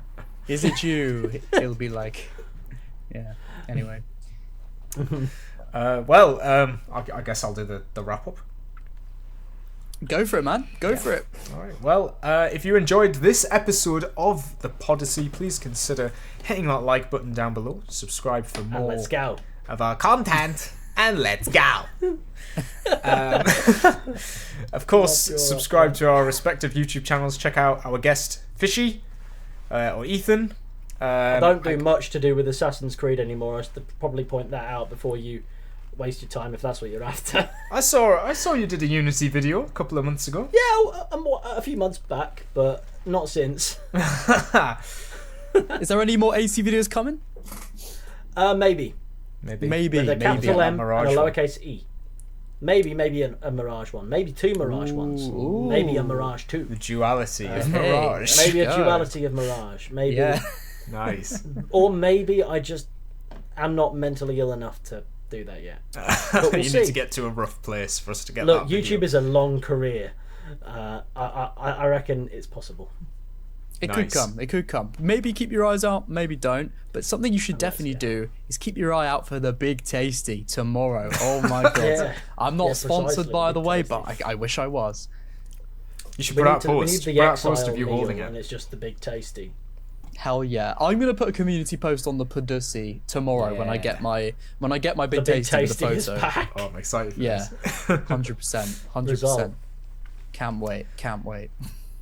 All right, Ethan, are you familiar with our outro? Do you wanna? No, Do you wanna? I'm not familiar with the outro. To be honest, it's been a while since I've tuned in. Well, I remember you talking about various things. I don't ever remember getting to the back end of an episode and noting the outro. Oh, well, here's You'll the have to thing. talk me through it. it's just we a line. get every guest to say our famous line. And it's a famous What's your line that famous line? we stole from everybody's least favorite game, Assassin's Creed Odyssey. Yeah, I Is don't it- even remember who says it.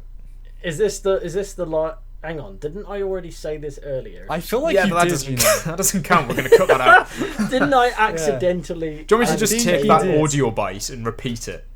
Yes. You could do, including your he said it without Yeah. prompt. Because if you're talking about this will be a Podyssey I will never forget or something. Oh, it's close. It's close, close. it's Because we close. say it What wrong. is it? I won't say it soon wrong. forget. Is that right? Do we say it wrong? Because we accidentally said it wrong, and then Talk it me just through it. kept Talk caught me on. through it, and I will make up an excuse. And Oh, he doesn't say soon, does he? He just says this has been a Yeah, Odyssey. he says this has been an Odyssey. We accidentally started saying this has been a Podyssey. I will not soon forget. Soon which is not, the word that's not actually. But there. if you could say that for us, my friends, then we will sign What ourselves this? out. This has been a Podyssey I won't forget, or this has been a Podyssey I won't soon forget. I won't soon forget. That's the way to say it for the Podyssey. Oh, boys, you're doing this to me. You put me on the spot. Right, let's give it a go. This has been a Podyssey I won't soon forget. Hey, there we Beautiful. go. Beautiful. See you later. There you go. There you go. Oh, phenomenal behaviour. Oh, can we stop recording now? Was that the end?